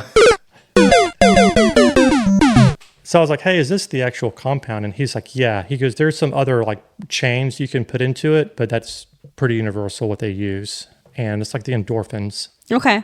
And so So then you do that every year has a different color. different color. Like the shirt I have on is blue and yellow. And Yeah. that's our local high school colors is blue and yellow. So that's kind of like an homage to the high school. And then Run for Water is a not-for-profit that Greg Armstrong puts on, and he's an Okay. elite level Yeah. The runner. tannest man in Tennessee. Yep, exactly. Barefoot. Yep. And he's like a world-class elite runner as well. Yes. And so we partnered with him, and we were able to donate a couple $1,000s in 2 different years. And he doesn't just like outreach to like third world countries. He's helping out like the Tennessee poverty. The rural stuff. Yeah. Because Yeah. it's rough out there. Yeah. It really is. And so he told me that all these people want to build all these wells, in these third world countries, and that's great. But what happens when they break? And so these people will build them and then they walk away. Mm-hmm. So he's done a lot of repair work, and a lot of places out there have plenty of water, but the fluoride is really, really high. And if you have really high fluoride levels, I think it eats away at your bones. So you get like osteoporosis and bad teeth. So they're building these well systems that are filtering it out. And one year their group brought like their well system, and it's made with like 5-gallon buckets and animal bone char and like really primitive, like a contraption they can build out there with minimal resources. And I was like, hey, this thing's like set up. Can we put some water through it and like taste it? And they're like, you want to taste it? And I'm like, yeah, absolutely. Mm-hmm. So we threw some water in there and it came out, and it's like a little bit like a cloudy, but it's clean. And so it tasted just perfectly fine. And so everything that's in the filter systems is what they can have in their resources. So that was really neat to learn all that. And That's crazy. So where can we find more information about Run for Water? I think it's just runforwater.com. Runforwater.com? Got an Instagram and Facebook. They're not super active on it, but they do post from time to time, and they're always in different countries. And Greg's a really cool guy. He's a school teacher. I think he teaches some kind of science specialty there. So runforwater.net. Harvey Lewis is also involved, it looks like. Yeah, I think Maggie Guterall? Yeah. was part of it. There's Very some cool. wells I think they help sponsored. And it's funny because you see like these wells out there and you don't think, they're going to break. But like one year an elephant like leaned up against one to like scratch his leg or something or his kneecap, and it like bent the whole thing up. So you don't think about stuff like that. Right. Living Yeah. in Florida. Mm-hmm. So they do a lot of repair work. And a little bit of money goes a long ways for them. Yeah. Listen, my favorite part of the aid station, running the race, was the hot food. Oh, yeah. I mean, You actually did have hot food. I had a burger. It was So, yeah, amazing. we got to bring it back around to hot food because that's been the point of contention these days. Yeah, so the aid station, we try to pride ourselves on having like everything, and it's funny because we like have like minimal supplies out, and that's for a purpose. Because if you leave like Skittles out in a couple of hours, Oh, at they're 1 gonna be o'clock in the morning, humidified. They're gonna be like gross. Yeah. and they're sticky, and so we'll have like food out, and 9 times out of 10, if you ask for something, we've got it like in the back. And so like they'll say, hey, can So I it's get like the stores where you're like, do you have it in the back? And they're like, no. But you guys actually do have it in the back. Yeah, we do have it. So like if you say, hey, I want a bacon avocado burger with habanero cheese or something at 1 o'clock in the morning. Well, you didn't know to ask for that, huh? It's I gonna be absolutely ready. would have. Just that's random stuff. Or like we'll have like we'll have a small thing of like energy drinks. We don't like to give those out. Because if you have it out, people are going to drink it. They're gonna or take eat it and not- and they don't need it. And so like the first like hour or two of the race, you're not going to have like a full on burger or quesadilla or like Little Debbie's out, because by that time you don't really need it. And if it's out, people are going to eat it and then have like stomach issues later on. and then they'll blame like their nutrition. So like the first hour we'll have, some food out, but if you have it out, and especially like if you're a race director, don't put all your food out before the race starts because it'll all be eaten for breakfast. And then everyone will be miserable the first hour. So like have out a couple bananas or, a couple granola bars or something, and then bring out like That's smart. the heavy food later on, like mile 4 or 5. That's when you bring out like the good stuff. That's when people are really hungry. Yeah, I remember like around lunchtime, we're like, hey, what's the burger situation? And then we went and did a loop, and I think 1 or 2 loops, and then there were burgers. Yeah. There's And then Shae napped for 4 hours. And I never. and we don't skimp all the bacon. We always get like the high quality bacon. It was a really good burger, honestly. It was probably the best burger I'd had in Palatka ever. You'd had one Ever? burger in How Palatka. many burgers you had in Palatka? At least 7. Oh, okay. No. Okay. No, I think probably that was the only one. Yeah, we try to have a big area out there and all kinds of soups. And it's funny because we always say, hey, if you've got some kind of like dietary restrictions, let us know Yeah. ahead of time. No one ever lets us know. And then like 1 o'clock in the morning, they're like, hey, do you have any like vegan soup? Got any gluten bread? Yeah, any Gluten-free bread? gluten-free, free-range gluten something? I'm like, nah. And they're like, what do you got? I'm like, I got a cheeseburger. And they're like, I'll take that. And they'll be like vegan for like 10 years. And they're going to have something, some nutrients. Yeah. And apparently the ramen noodles, the powder, the Yes. the seasoning is non-vegan. Yes. And so they're like, hey, can you not put that in there? And I'm like, it's already in there. Yeah. They're like, and I'm like, and it's in chicken broth. And they're like, that's fine. I'll have that. Yeah. I found out that the instant mashed potatoes we use are gluten free. Yeah. Yep. So- Yeah. I found out Bobo's gluten free. Gluten-free. The bars. The little Bobo circle. Cookie, Yeah. like Yeah. peanut Looks butter like a jelly cream cookie. pie. Yeah, those are awesome. Yeah, those are good. We try to have a couple of things. Like one of my friends is gluten free, so we'll have a couple gluten free cookies just kind of like tucked away. If someone asks for them, we'll have them.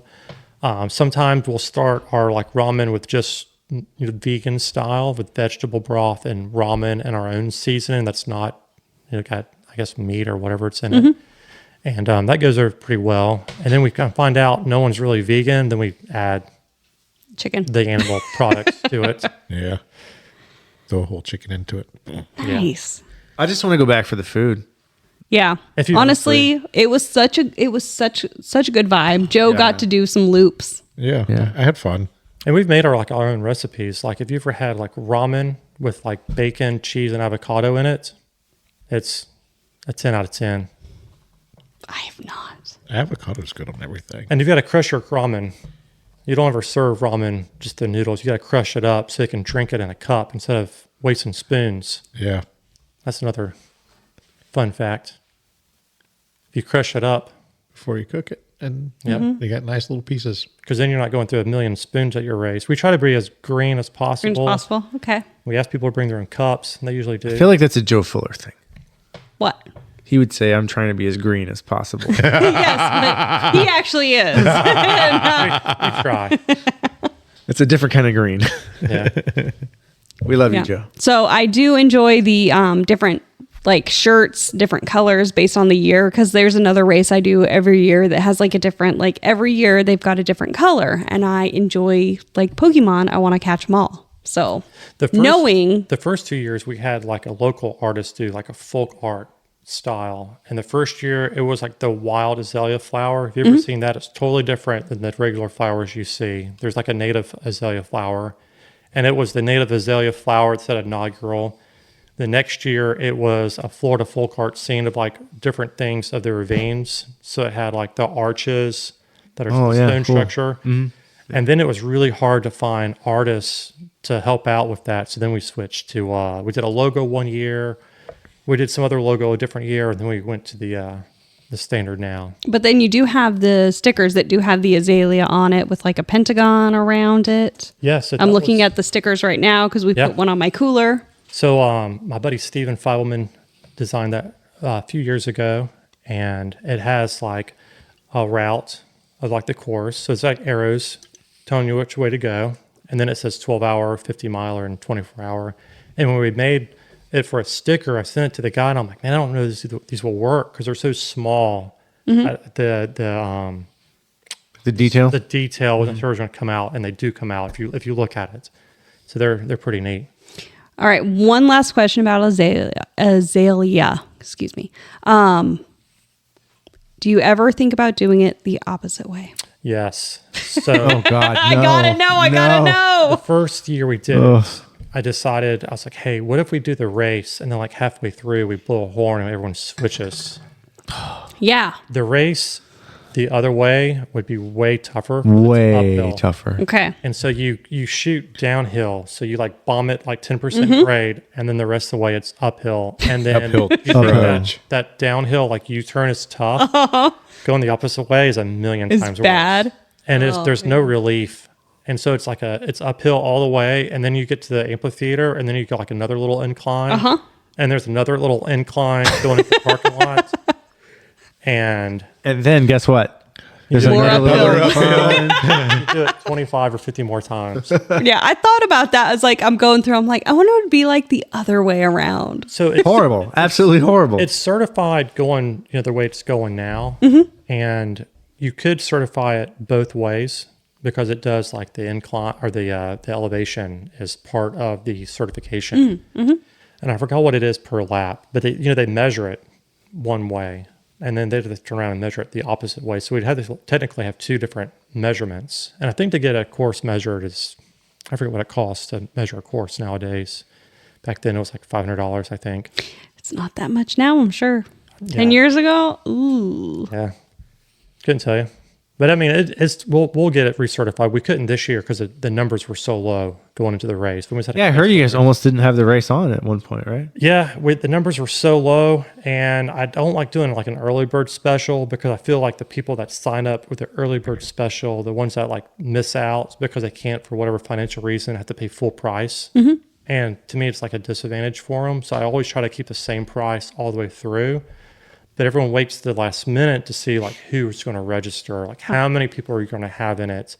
And as a race director, you're These last minute people are What? just horrible on you. No way. am I going to have enough money to like cover this race? And race directors in Florida aren't, riding around in Mercedes Benz.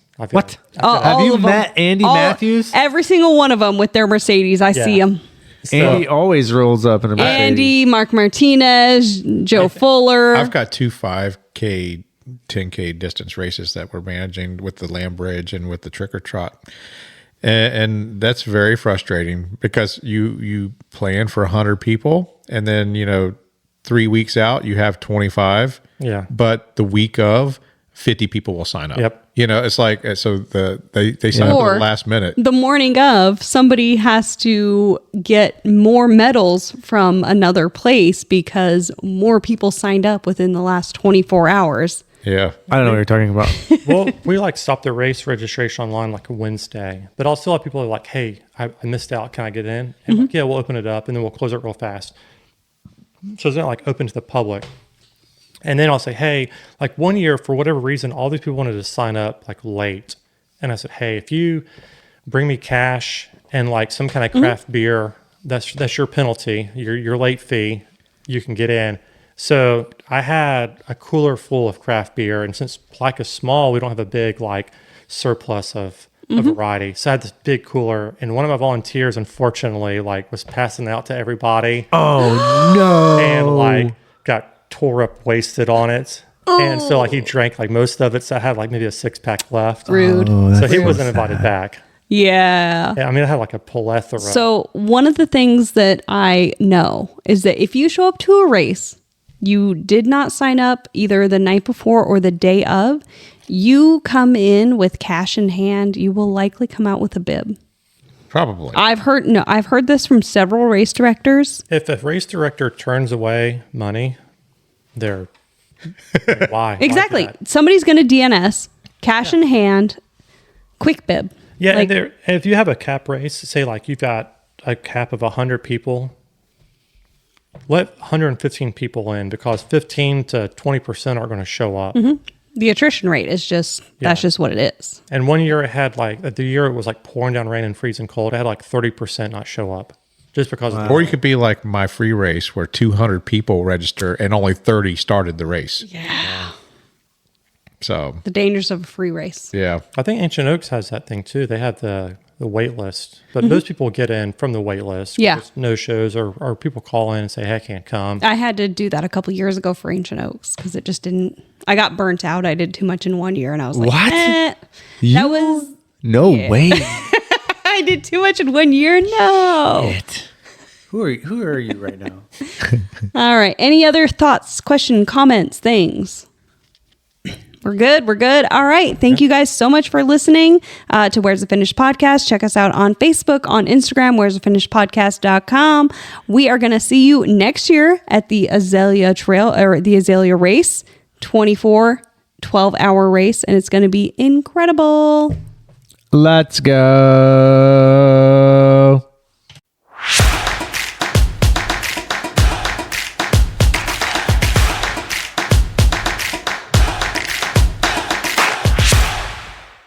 And then pickle. Okay. Whiskey pickle. Just whiskey for you. Just whiskey for me. I'm not doing pickle juice. Smells good. Okay, on, so Shae. the pickle juice you brought is just It's just pickle. pickle. Just not Bob's Pickle Pop.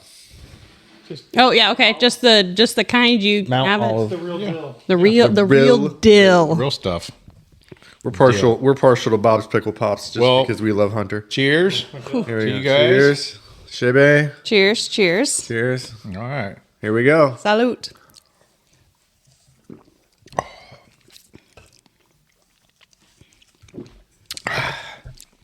Like it does something special to the pickle juice.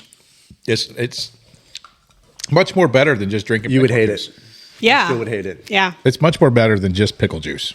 I was going to bring a really different bourbon. I was like, nah, this one's a little smoother. I don't want to. I still got to drive back. Yeah. I got some new bourbon, and it's on the hotter side. I mean, if you get out in the forest from there all the way to Palatka, I guarantee you're probably going to see at least 7 or 8 drunk drivers out there. I already saw one on the way here. Yeah. Yeah. It happens. He was fluctuating between 60 and 75. Actually, you know what? It could have been my brother. My brother doesn't drive very well. White car. My stomach hurt all day yesterday after eating that pizza.